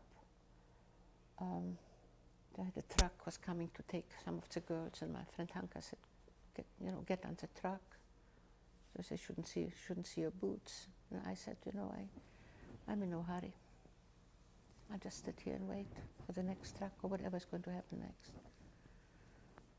And then sort of some silence, some quiet. I think I was very ill at that point, Ilse died of typhoid, and I probably had caught it. And I knew I was running a fever, and quite honestly at this point I really didn't care too much anymore. But I knew that this would be, if we survived another day or so, it's probably going to be over. And I allowed myself the luxury of thinking of home, of my parents, of Arthur, of my garden. And I thought, if they kill me, that's going to be my memory now. And they came back, and there was an abandoned factory. They locked us into the factory, and they attached a time bomb. And we pretty much knew it's up for them and it's up for us. And I remember just saying, my God, to have gone for so long and not to make it, because it's going to be over. Now it's going to be over. So it started to rain, torrential rain. The rain obviously resulted in mud. The bomb and timer did not connect, never went off. But they came back, and they were shooting. I crawled into one of those cylinders that lay on the floor, which I saw when I went back 4 years ago. It still is lying there. But obviously I was not killed. And we're back in that factory. The doors were thrust open. We heard voices calling in check. If anyone is there, get out. The war is over. My clearest recollection, though, there were some 2 Americans at night, but my clearest recollection is that of the morning. The SS had departed. They left their greatcoats, put on civilian clothing. I stood in the doorway of that factory. I knew I was free, but somehow the reality of it, I prayed for it for 6 years, in every waking hour. And I couldn't absorb the wonder of perhaps freedom until a crushing, almost overwhelming joy by seeing a strange car coming down a hill. No longer green, the white star of the American Army on its hood, and 2 men in unfamiliar uniforms sat in it. I stood in the doorway, and one of them, we gathered them to be Americans, jumped out and he came toward me. Or perhaps I should say that just before that, I asked Liesl where Susie was, and she said she went outside to get some water and she hadn't come back. There was a pump outside. And I went out and I found Susie, and she was lying near the pump, and I thought that she had fainted. And I shook her and I said, Susie, the war is over. And she didn't respond, and I realized that she was dead. And that I couldn't even pay my debt of the quart of strawberries and cream that we made 3 years before. I lost the bet. But I didn't tell Liesl that I found her. I couldn't tell her. And then, as I mentioned, one of those men that sat in that jeep came toward me. And I was looking at him with incredible awe and disbelief, that I was looking at someone who fought for us. Of course, I was terribly frightened what his reaction would be if I tell him we are Jewish, but I felt I had to tell him. So I looked at him and I said, we are Jewish, you know. He didn't answer me, which seemed to me eternity. And then he said, so am I. This was the greatest moment of my life. Then he asked an incredible question. He asked if he could see the other ladies. Obviously a form of address we hadn't known and heard. And I told him that most of the girls were inside. They were too ill to walk. He asked me to come with him. I didn't know what he meant. He held the door open for me and let me precede him, and restored me to humanity again. And he has been holding the door open for me now for 50 years, my husband. His name? Gerda Klein.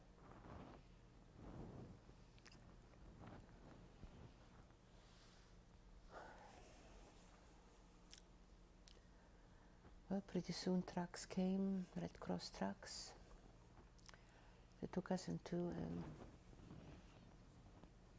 makeshift hospital. I had the first bath in 4 years, 5 years. All my clothes were gathered to be burnt. I went into the lining of my boots. There were 2 things there. One, some poison, which I had bought in one of the camps for the last piece of jewelry that was sewn into my clothes. It was against the day when we would be put into a camp to apparently amuse Germans, and I knew that I didn't need to keep my promise to my father. I'd kill myself first. I let it gladly go to destruction. And the other thing was a little bundle of the pictures of my parents and my brother, and Abek, which I carried in my boot. And that, of course, I saved. And was given a bath and a blue and white checkered shirt, men's shirt, which was sort of like a nightgown. And taken to bunks with sheets, the first time I slept in sheets for years. And the nurse came and carried a tray with warm milk, and one of the cups had a flower on it.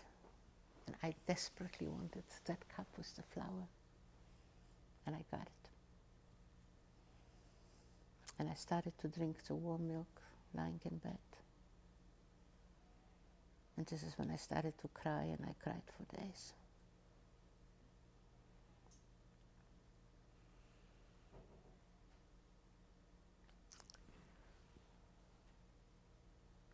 And I wondered what happened to this first young American whom I gave my name, but I didn't know his name. And I realized that the war was still going on for a day or two, and I wondered if something happened to him. And strangely enough, that night I started to pray again, and I prayed for his safety, not realizing that I was praying for the safety of my husband.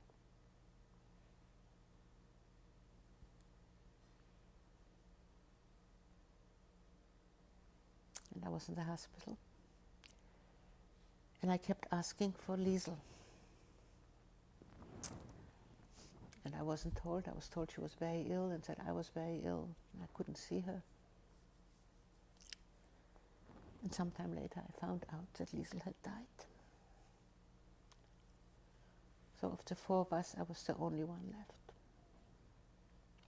The date is December 7th, 1995. Gerda, Yes. you left off on the last tape mentioning that out of your friends, you were now the only one Right. that was Survived. alive. I think it was at this point when I was almost ready to give up, so I had not given up before. I was told I need to amputate my feet because of frozen feet, which of course then was not necessary, but we heard many years later, as a matter of fact just a few years ago, that apparently there was a German doctor, one of the American doctors from the 5th Division, who wrote to Kurt, mentioned that while he was on a lunch break one day, one of the German doctors took it upon himself to amputate a girl's feet when it was not necessary. I guess it was the same one because there were only 2 doctors there. That particular doctor's name was Dr. Simone. He came and told me that my feet will have to be amputated, and I told him I will not have it done. So he said, well then, I said, fine, whatever. I've seen what I wanted to see, and I don't want it done. Then he made a statement which only in retrospect now I see how absolutely ridiculous it was. He said, well, then we will do something which probably is not going to work. We will bathe your feet alternately in boiling water and in ice water. And if there is some sensation, it will come back and it's going to be excruciating. But it seems to me that before suggesting amputation, they should have tried it. So obviously he was that doctor that did that, and they proceeded with that, and at first there was no sensation.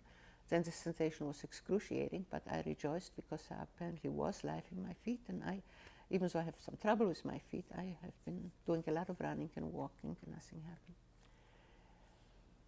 I think one of the most important things in retrospect to stress is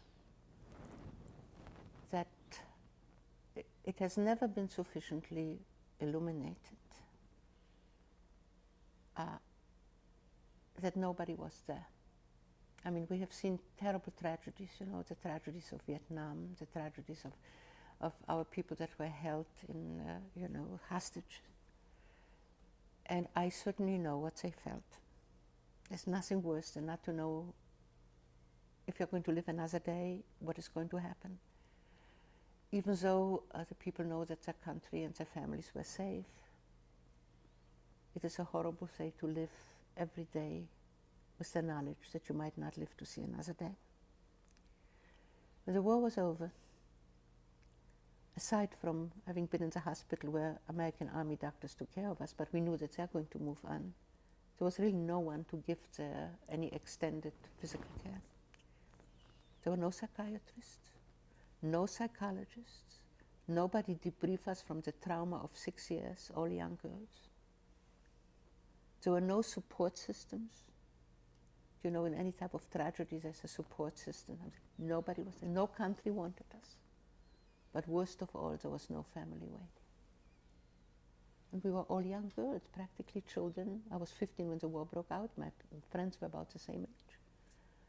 Our families were killed. Our homes were no longer. Nobody had any family. No place to go back to. And everybody started anew. In a new country with new language, with skills. Most of my friends registered to go to Palestine, illegally of course, because there was no state of Israel yet. They went and started to fight. They went to go to Cyprus behind barbed wire, to enter Israel, which was Palestine, then illegally on boats, to fight again. And somehow they managed to put a life together, to build families. I think it is rather incredible in our work. I was more fortunate than most people, because I met Kurt on Liberation Day, and he is responsible not only for my liberation, but for putting me together, for his understanding and for his love and for his caring and for making me feel that I must go on, that there is something to go on for, because at that point I was truly ready to give up. Somehow, so nobody told me, I had a feeling that the crutch which was that my parents would survive, I suddenly realized that in all likelihood they did not survive. So,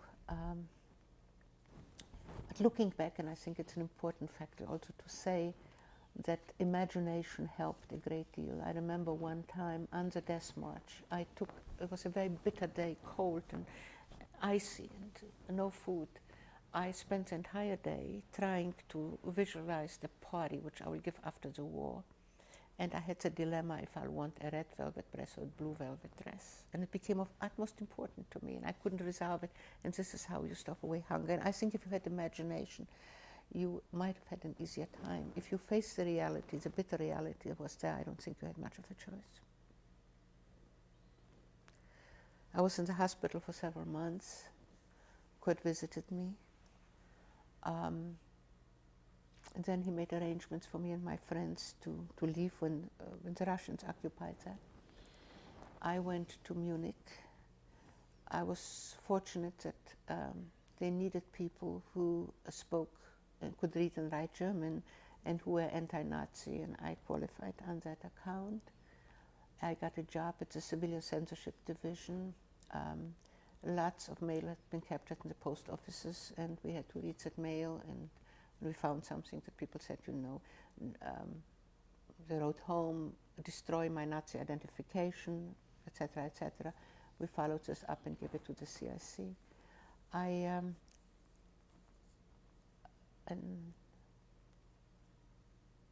September my relationship, of course, with Kurt intensified. I was very much in love with him, but I didn't know perhaps he was married or engaged. We never talked about that, and I would never wanted to hang the burden of that on him. I felt that, you know, he befriended me, and we will leave it at that. He sort of became the center of my life there. He brought me the first letter from my uncle in Turkey. I had prayed that there'd be news there, that perhaps he's heard from my brother. When I opened the letter, my uncle asked me where they were. So it was pretty bitter. I did not want to, I could go to displaced persons camp, I didn't want to do that. I wanted to start working. I worked for the Civilian Censorship Division, but I pretty soon saw that it was a mockery of things there. So I got another job. I got a job for the Bayerisches Hilfswerk, which was sort of, there were people, you know, from all over Europe that gathered, that came for help. And it was helpful that I spoke both, you know, Polish and some Yiddish and German. And I worked there, but actually that came later. I got out of the hospital, I think must have been the end of July, because I was in Munich already when Germany capitulated. It was August, the war was over. And around the 12th, 13th of September, Kurt came as often as he could. I saw him. And he came this particular day and he said he needed to talk to me urgently. And we took a walk and he said to me, I got orders, I'm going home. Well, I just about managed to say that I wish him well, and I'll never forget what he did for me, and I will be forever grateful for that. I just about managed that. And then he said, is that all you have to say to me? And I wondered, why is he torturing me, you know? So I said, well, what do you want me to say? And he said, well, I would like you to come to America. Well, I said, well, what would I do there? And he said, for starters, you could marry me.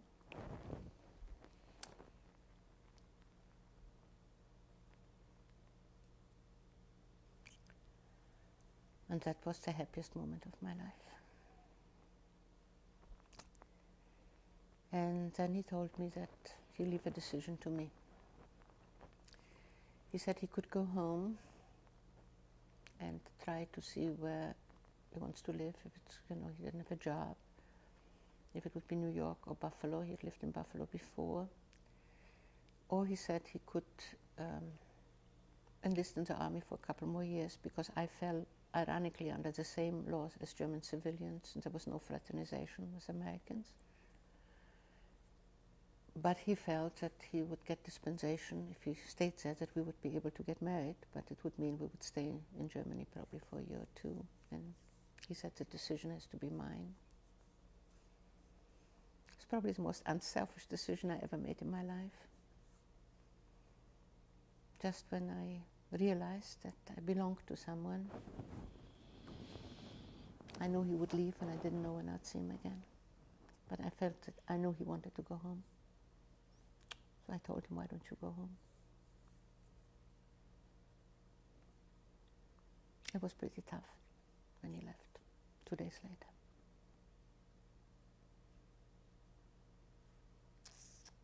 But you know, people must ask me, did you think that he might not come back or something? And it never entered my mind.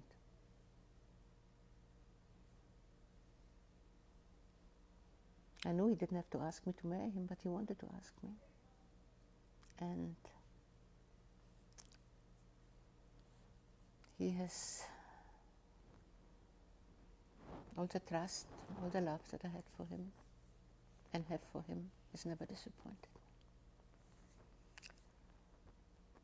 And I think I'm very blessed to be able to say that after 50 years.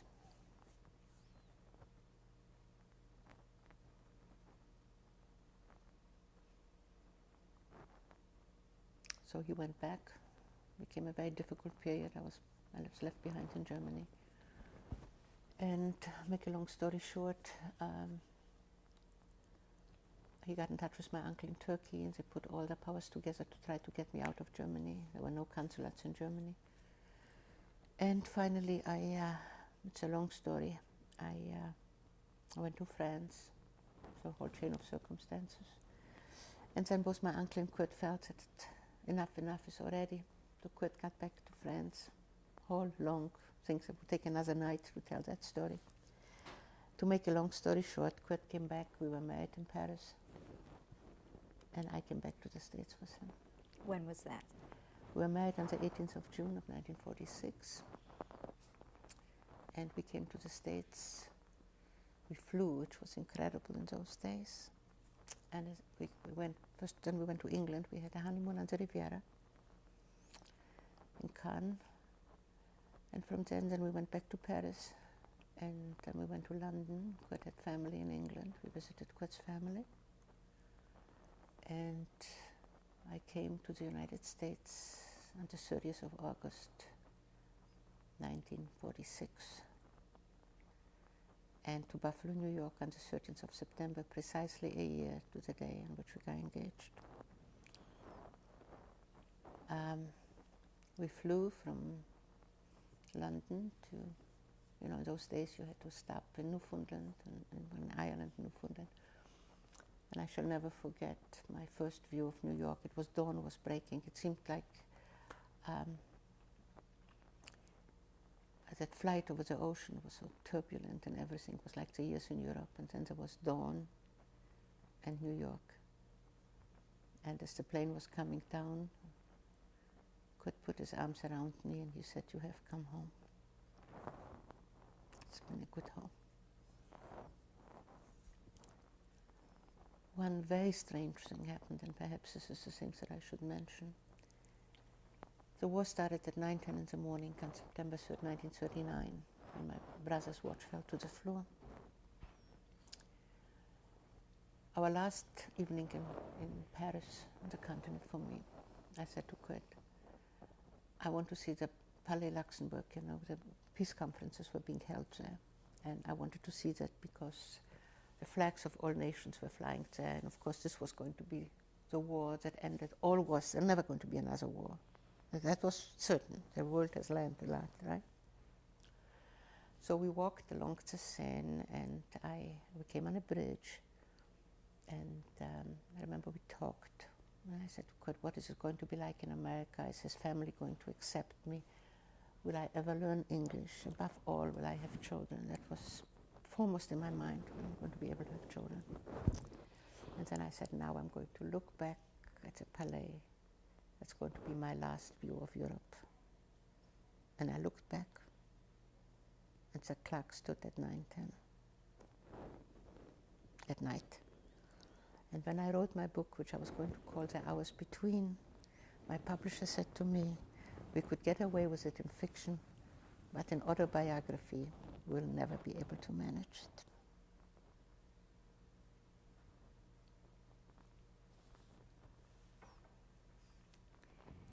Did you have children? Indeed, I did. My first child's name is Vivian Elissa. Her initials are for V-Day. She is my victory over Europe. And she was born when? She was born October of 1948, almost 2 years after I came to Buffalo. I came to Buffalo, and I have shocked more people by telling them that Buffalo is the most beautiful city in the world. I like it better than Paris or London or anything. Buffalo became a true home. And the healing began there. Kurt did something else, which I think was, in retrospect, I don't know how he had the foresight of doing it. Of course, we were speaking German to each other, And the minute we landed in New York, he said, that's it. I'll never speak German to you again. You can speak German to me if you want to. I'm going to answer you in English. I said, what do you mean? I mean, you're the only person I can talk to. You're not going to talk to me. He said, I don't think we should start speaking German at home. If we start, we will never finish. And in years to come, you'll be grateful for that. I think it was one of the most important and wisest decisions he ever made. And I think that probably freed me from a lot of things. I sort of hold an idea that most survivors could not share their experiences until now because they spoke in the language, most survivors married survivors, and they continued speaking German or Polish or Yiddish or what have you. and you cannot tell the stories in the language in which it happened. I found that out when I went back to Amsterdam. I was asked to speak at Anne Frank's home, and I met a friend of Anne Frank. Her name is Frida Menko. She asked me to do a program with her, and I did it in English, no problem. Then she asked me to do it in German. And I said, speak German on the radio? My God, you know, only Hitler and Goebbels spoke on the radio. I couldn't possibly do that. And she says, well, didn't you ever want to tell them in their language what you think of them? I thought, well, this might be interesting. I started in German, and I couldn't go on. And suddenly it seemed like everything tumbled down, and it became unbearable. And I realized that you can tell about your experiences in a different language. It sort of filters out a lot of the pain. But when you do it in the language in which it happens, the reality sets in, and it is unbearable. And I think I was fortunate that I was able to speak English with an accent, of course, but very early in the game I started writing about it, which was extensive catharsis and psychoanalysis for me. And I did it not in the language in which it happened. And I think it freed me to speak about it. And I think that that it was very beneficial in the process of healing. You had other children besides Vivian? We have 3 children, a younger daughter Leslie, a son Jimmy, and 8 grandchildren. And you know, I don't even want to say that we have 3 children. I really feel that we have 6. We have been very blessed with our 2 sons-in-law and our daughter-in-law, who are extremely close to us and very understanding and very supportive. And I don't like to say that they are in-laws. I think that are truly children. Their names? Vivian married Jim Ullman, Leslie married Roger Simon, and Jimmy married Lynn Silversmith. Are you presently retired? After a fashion, I still do quite a bit of writing and a good amount of speaking and working for some of the causes that are very dear to me. But above all, I think probably one of the greatest, the most supreme moments of my life was when the grandchildren were born. By a strange coincidence, and somebody said something marvelous, that coincidence is God's way of remaining unanimous. And that coincidence happened the 28th and 29th of June. Here too had always been the most difficult days of my life. The day when I last saw my mother and my father. And the 28th of June 1976, we still lived in Buffalo, we got a phone call that our first grandchild was born. In Phoenix, Phoenix, the symbol of hope rising from the ashes of the past. She was born late in the day, there were no more flights. So she was born on the day I last saw my father. I was in Phoenix the following morning, and I held her in my arms on the same day that my mother held me in her arms for the last time. What was that grandchild's name? Her name is Alyssa. And then we had Julie and Andrew and Melissa and Lindsay and Jessica and Jennifer and Lexi. 8 of them, 7 girls, 1 boy. Do you know the exact fate of your parents and your brother? Did you ever learn exactly About what my happened? parents, yes. What was that? Auschwitz, but I believe that my father did not die in Auschwitz. I rather think that my father must have died of heart failure where he worked in Sucha. I don't know about my brothers, who I could have known, but when somebody started telling me, I said I didn't want to hear it. I wanted to keep the illusion and keep looking for him. And I still do, even though I know it's not possible. Why do you feel you survived? Why? 95% luck, and probably a good deal of good physical constitution, my ski boots, above all being at the right place at the right time.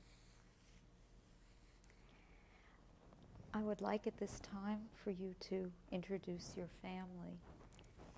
So I thank That would you. be a great joy. Thank you for the interview. Gerda, would you introduce your family? It's the greatest pleasure.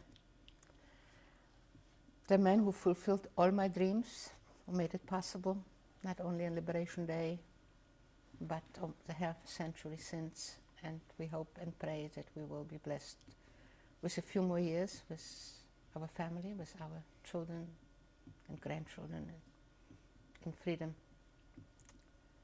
and blessed with the good fortune which we had to have them. My husband Kurt, my granddaughter Jessica Simon, Leslie's daughter, my granddaughter Lindsay Ullman, and Andrew Ullman, the only grandson with 7 granddaughters. My oldest daughter Vivian, of whom I spoke before, VE Day, my victory over Europe. My son-in-law Jim Ullman. My daughter Leslie Simon, who came in for that very special moment. Thank you. Who is not present? Unfortunately, our son Jim is not present here. He's in Washington with his wife Lynn, his 2 children, Jennifer and Lexi. Leslie's husband Roger could not be with us today. Neither my granddaughter Melissa, the middle daughter, nor the oldest daughter Julie, who is in college. Our oldest granddaughter Alyssa Ullman is also not here. She's having finals in college. And I guess the rest is assembled here. I'd like to ask you one question before I give the opportunity for your family to speak. Gerda, what advice do you have to your children, your grandchildren, and future generations after having lived through the Holocaust? What advice would you like to give? I guess my children and grandchildren are fully cognizant of what I've always believed in. The family has always been the strongest support in adversity. And I think when I realized that I did not have a family, I was fortunate to meet Kurt on that day, which gave us a family again. And they have been the balm on all the wounds. I think our children and grandchildren know that the love of family and the unity of family is the support system that can withhold many storms. I think it is the appreciation of what we have that must always be uppermost in our minds. And above all, there is something which I have strongly believed in, is to never give up. Even in its darkest hour, one must always hold on to hope. God knows that I had little reason not to give up. And when I look at my family and the blessings that have been ours, I marvel at the thought of what is possible if you cling to life and if you have hope, if you think of your family, and above all, if you have freedom. I'd like to give the opportunity now for family members to say something to your mother and to your father as children and grandchildren of survivors. Who would like to go first? Good. Well, I do want to say that meeting Gerda was the realization of a dream that I had never dared hope would come true, of finding exactly the right person for me and the person with whom to build a new life and who made all this possible again. And in that sense, I feel more blessed than most people. Okay, I guess as the oldest child, I would like to say, Mom and Dad, that naturally so proud of your many, many accomplishments. I think you've touched so many lives over the years as you've shared your story with such dignity.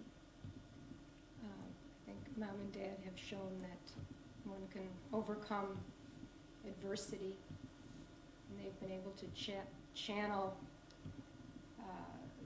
the experiences that they had during the war years into a very positive learning experience.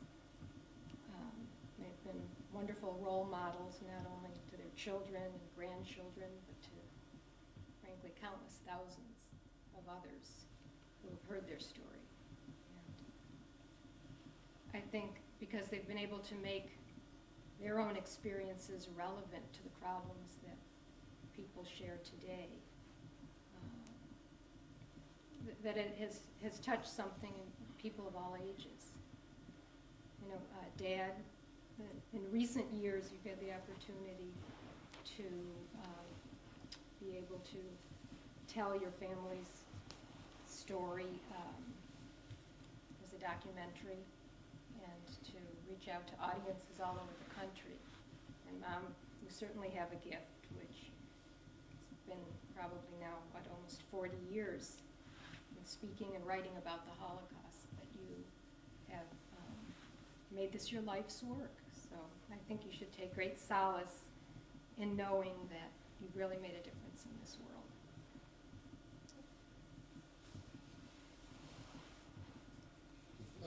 Go ahead. The outlaws will go later. Well, as the middle child, I have often said that I was the shy one.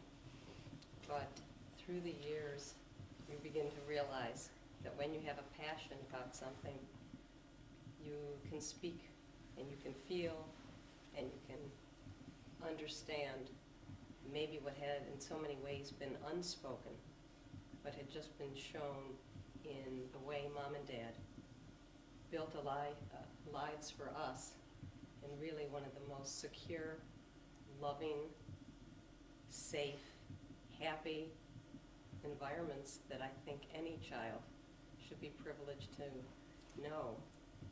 And as a young child, I always knew that my parents were remarkable. Not only were they incredibly bright, dedicated, committed to helping other people, opening up their home and their hearts to embrace friends that really became the family that we never knew. I'm no longer a young child, 22 years later of marriage, and privileged also to have 3 children. Do I understand now what they had to overcome and how many painful things they had to put behind them? I think when you come out of the type of trauma that Mom and Dad have come out of, you either come out very bitter or you dedicate yourself to doing something very positive. Mom and Dad have always done the most positive, and although they have reached out to countless, family always came first. We left off Yes. with a message from Leslie. Would you continue? I was saying what incredible role models my parents have been, and not only have they dedicated themselves and taken from such horrific experiences the most positive, the spirit, the strength of human spirit and the courage. And I guess as we go from generation to generation, we begin to understand, because there are just 2 images that I have in my mind. One, from hearing the translations that my father has done from my grandparents Klein, Alice and Ludwig, that in the face of what they were dealing with, and really when one would lose all hope and question why go on, they still saw such courage, and they still saw the beauty of nature. To think that my grandmother would pluck a flower from the side of a road and enclose it in a letter, one has to believe that they still always looked for the positive in the world. And when I think of my grandparents, Weissmann, and the story that has been told of how they faced the morning, knowing that they were going to be separated. They were married as long as I've been married. And when I hear my mother say that she doesn't know how they faced the morning other than with the love and the courage, they spoke only of the positive things that had happened in their lives. Obviously, our parents each had, in their own parents, incredible role models. And once again, what role models we have had from generation to generation, we have inherited a legacy that we certainly hope that we too can pass on to our children, and that they in turn can make this world a better place. Would you like to say something? Well, I am relatively new to the family. I'm a little over 25 years married to Vivian, and I come from a very assimilated German Jewish background. I remember growing up that I really never knew anybody that could basically state that all four of their grandparents were born in the United States, but that was the case with my family. Quite assimilated. My mother's side was relatively religious. My father's side was not. And as a result of that, I did read Gerda's book and, of course, knew about the Holocaust and the atrocities. I read it long before, as a young teenager, long before I joined the family at age 23. But I had no, you just can't understand the Holocaust without a personal, bringing it down to a personal level, personalization of it. And, of course, joining the family and learning from Gerda and Kurt's experiences the enormity of what occurred just to one family. And Gerda always states that many of the most talented and bravest are not here, so she's a special spokesperson for those. It was really a mind-boggler for me because basically I knew very few survivors, and they were very, very unwilling to talk. Gerda was really among one of the first, and really a leader in that area. And I want to pick up on something Leslie said, to talk throughout the country and be really in the vanguard of Holocaust education many, many years ago, and leave the family when they were young and then come home. I'm struck with one thing as an outsider that new into the family is the absolute normalcy of the family when I came over to date and spend time as a boyfriend and then part of the family. It was not anything other than a place of joy, laughter, good humor, and warmth, as opposed to anything that would be perhaps morose or looking back at the dark clouds of a prior year. And that is possibly the best compliment that I could give to both Gerda and Kurt, because even though Gerda lost directly, Kurt certainly lost the years that she was interred. Dad's story is one that is just every bit as gut-wrenching in terms of the loss of his family being so close to freedom. And you wouldn't know it to walk in the door as a boyfriend or as a suitor. And for that, I think we owe them a debt of gratitude, because they were able to raise, I can tell you, a normal child who's a wife, and hopefully we're going to try to do as well as parents to their grandchildren. Thank you. How about grandchildren? Would anybody like to say something? Andrew? I would like to really thank my grandparents for passing on the family tradition that they did so eloquently to us, and for their amazing courage and dedication to the fact that they were survivors and spreading their ideals throughout the Jewish community and throughout the world. And I know that they share in the feeling with me that silence only leads to ignorance in people, and throughout their speaking around the nation and the world, which they so often do, that they can bring about the reality of the Holocaust and only make so that it's not going to happen again. And I really want to thank them for passing down the legacy that our family has.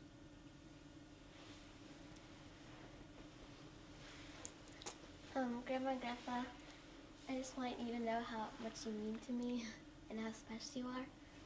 And I really admire I messed up. My name is Jessica Simon, and hi, my name is Jessica Simon, and I'm so very lucky to have Grandma and Grandpa. Me and my sisters Melissa and Julie love them so very much. Thank you very much. Thank you. And now we're going to introduce some of the other members that were not able to be present today, but they've done something very special, and that is give a message via telephone machine to Gerda and to Kurt.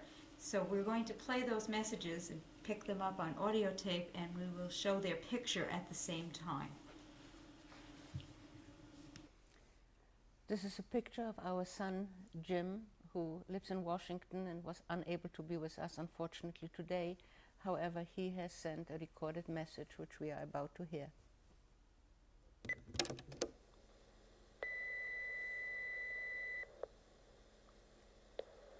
I'll start over. What makes me proudest of my mom and dad is not just that they have devoted their lives coming to this country to telling their story in order to help others, or even that they have achieved some considerable fame and celebrity in doing so. Rather, it's that they strove and achieved the ability to create a normal life for my sisters and for me.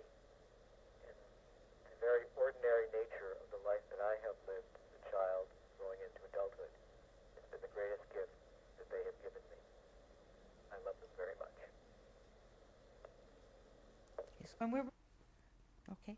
This is a picture of our son-in-law, Roger Simon, who unfortunately couldn't be with us tonight. However, he was good enough to send a message, which we are just going to hear now.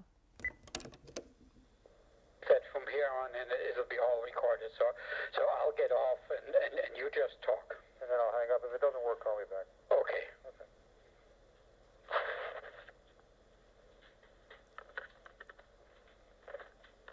My name is Roger Simon, and I am Leslie's husband. And, of course, Kurt and Gerda are my in-laws. I first met them now more than 20 years ago, and we developed an instant rapport. My background was that of an American-born Jew, and I had no family ties to the Holocaust, as all of my family was in the States. Of course, over the years, I've learned more and more, and have been so impressed with their knowledge and their point of view in regards to the Holocaust, and trying to have made the best out of their terrible past family history. We've become very involved. I visited Gerda's home place, and I visited the place of liberation. And you've experienced some of that through their talk, and of course they're just the most wonderful, brightest, kindest, lovely people that anyone could meet. They're the best in-laws you could ever have. None of the in-law jokes apply to them. They're fantastic grandparents, and I love them like I love my own parents. And we're very glad to have them, and wish them continued good health.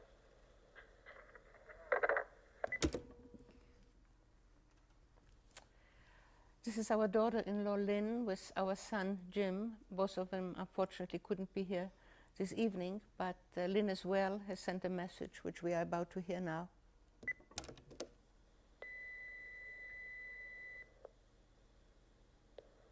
Hi, Mom and Dad. It's Lynn calling. And I guess this is addressed to all the special people that are there with you today. I have written just a few sentences that I will share with you. When I first met Gerda and Kurt, Mom and Dad, and I read All But My Life, I remember writing a letter expressing my admiration for two people who could not only survive the atrocities of the Holocaust, but also devote their lives to ensuring that no one else should suffer as they did. That letter that I wrote was addressed to Mr. and Mrs. Klein. Little did I know, 5 years later, I would have the privilege of calling them Mom and Dad. Their experiences have helped me appreciate what I enjoyed and valued so much, having my own grandparents with me. My husband never knew his grandparents. Knowing what an important part my grandparents played in my life, I wish he too had had the same fond memories. Our children, however, do know and adore their grandparents. The children are too young today to understand how their grandparents have suffered. As they grow older, we will share those stories. In the meantime, they treasure each memories which they will share with their grandchildren. I send all my love to Mom and Dad, and we're just thrilled and anxious to hear how everything is going. Much love, Lynn.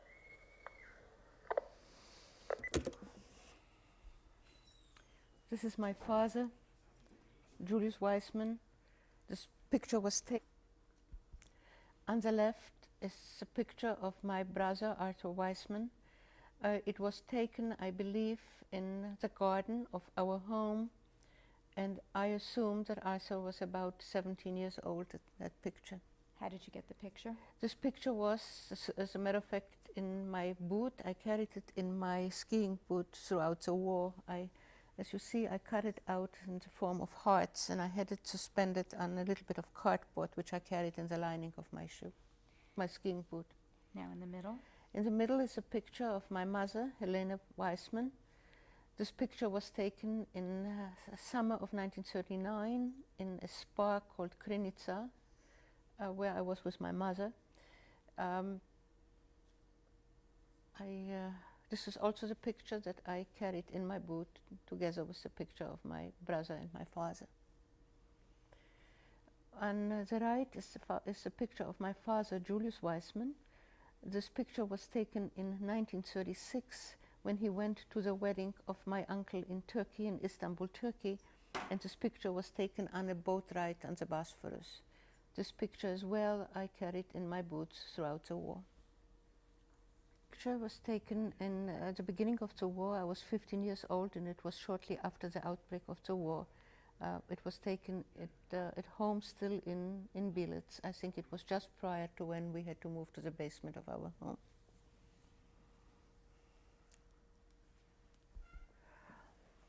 This is a picture of my brother Arthur Weissmann. I presume it was taken when he was about 16 years old. He was born in 1919. I am not quite sure where it was taken, but I see that he is wearing the school uniform. So it must be when he was being in the gymnasium, and I presume he's about 16 on that picture. How did you get this picture? This picture came to me through a miraculous thing that almost 400 pictures of my family had survived and were found and were shipped to me.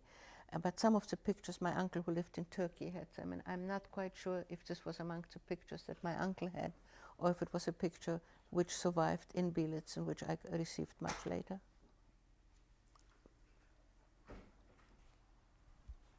This is a picture of my maternal grandparents, Julia and Jacob Mückenbrunn. I presume this picture must have been taken in the early years of the marriage, which would have been in about 1885. I had that picture from my uncle who lived in Turkey, and I received this picture from him.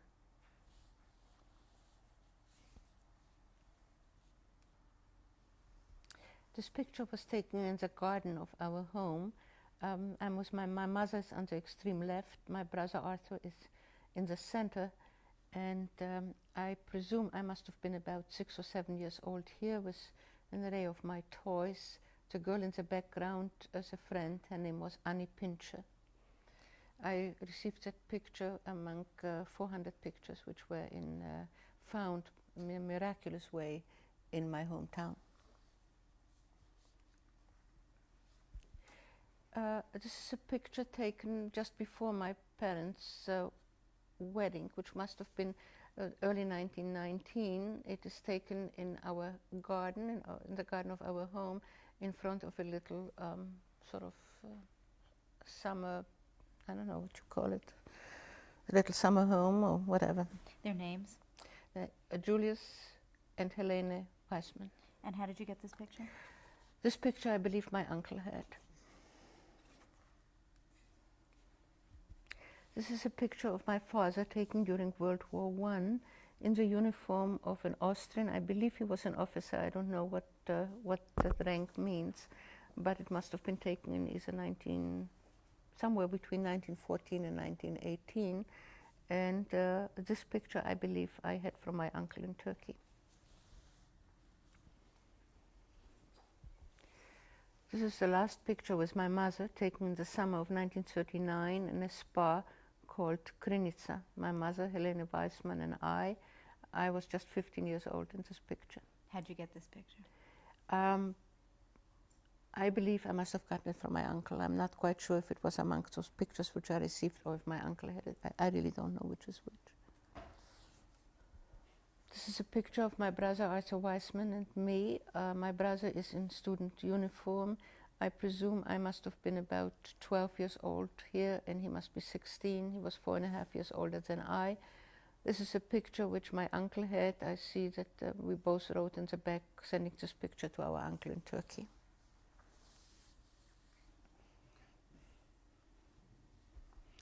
This is a picture of my daughter Leslie and my son-in-law Roger Simon in Las Vegas. On the extreme left is our granddaughter Jessica, the youngest daughter, then Leslie and Roger.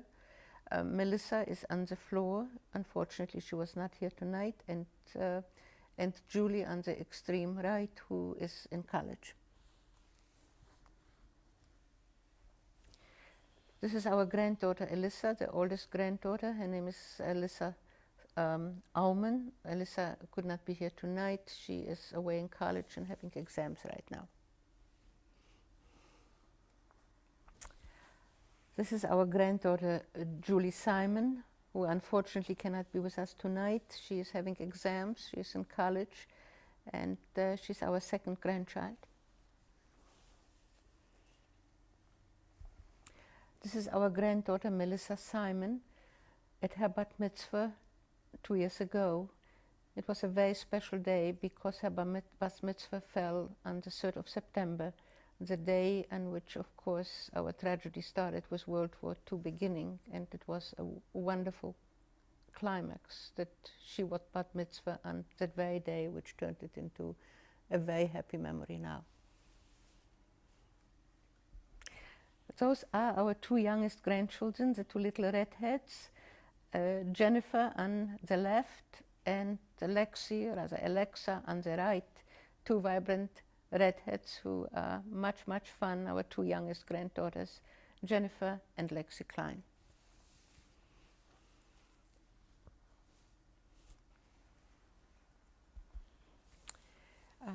Those are 5 books which I had written. Over there, on the extreme left, is The Blue Rose. It is the story of a different child, a retarded child. It's a true story, a story of a daughter of a friend of mine, a former neighbor.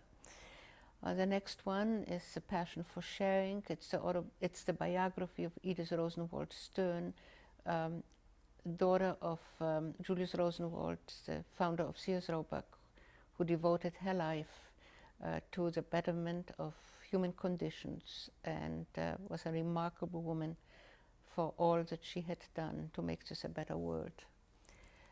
The next one is my own autobiography, All But My Life, which I wrote many years ago, and I feel very privileged that it has remained in print for 37 years. It is presently in its 36th edition. Next to it is Promise of a New Spring, the book which I wrote really for my grandchildren, who are the inheritors of a new spring, and I feel very fortunate to have been able to write that book and dedicate it to my grandchildren and to all inheritors of a new spring. The other book is Peregrination. It's sort of a fun story about adventures in Mexico of children, and this is a book which teaches that happiness is not necessarily found in because the book has an awful lot of rainbows in it, and of course a lot of people assume that at the end of the rainbow is a pot of gold, and this of course tells a different story, that actually it is the rainbow and the love and the friendship which is far more important. We were privileged that HBO did a story on the story of my life entitled One Survivor Remembers, which aired this year, 1995, and we were very fortunate to receive an Emmy this past September. This is a picture of the Emmy, of course, which now graces our home. I would like to add one more thing. Can we just stop it? And that's the little figurine of winning an Emmy, of course, is a very happy moment, and it now graces our home.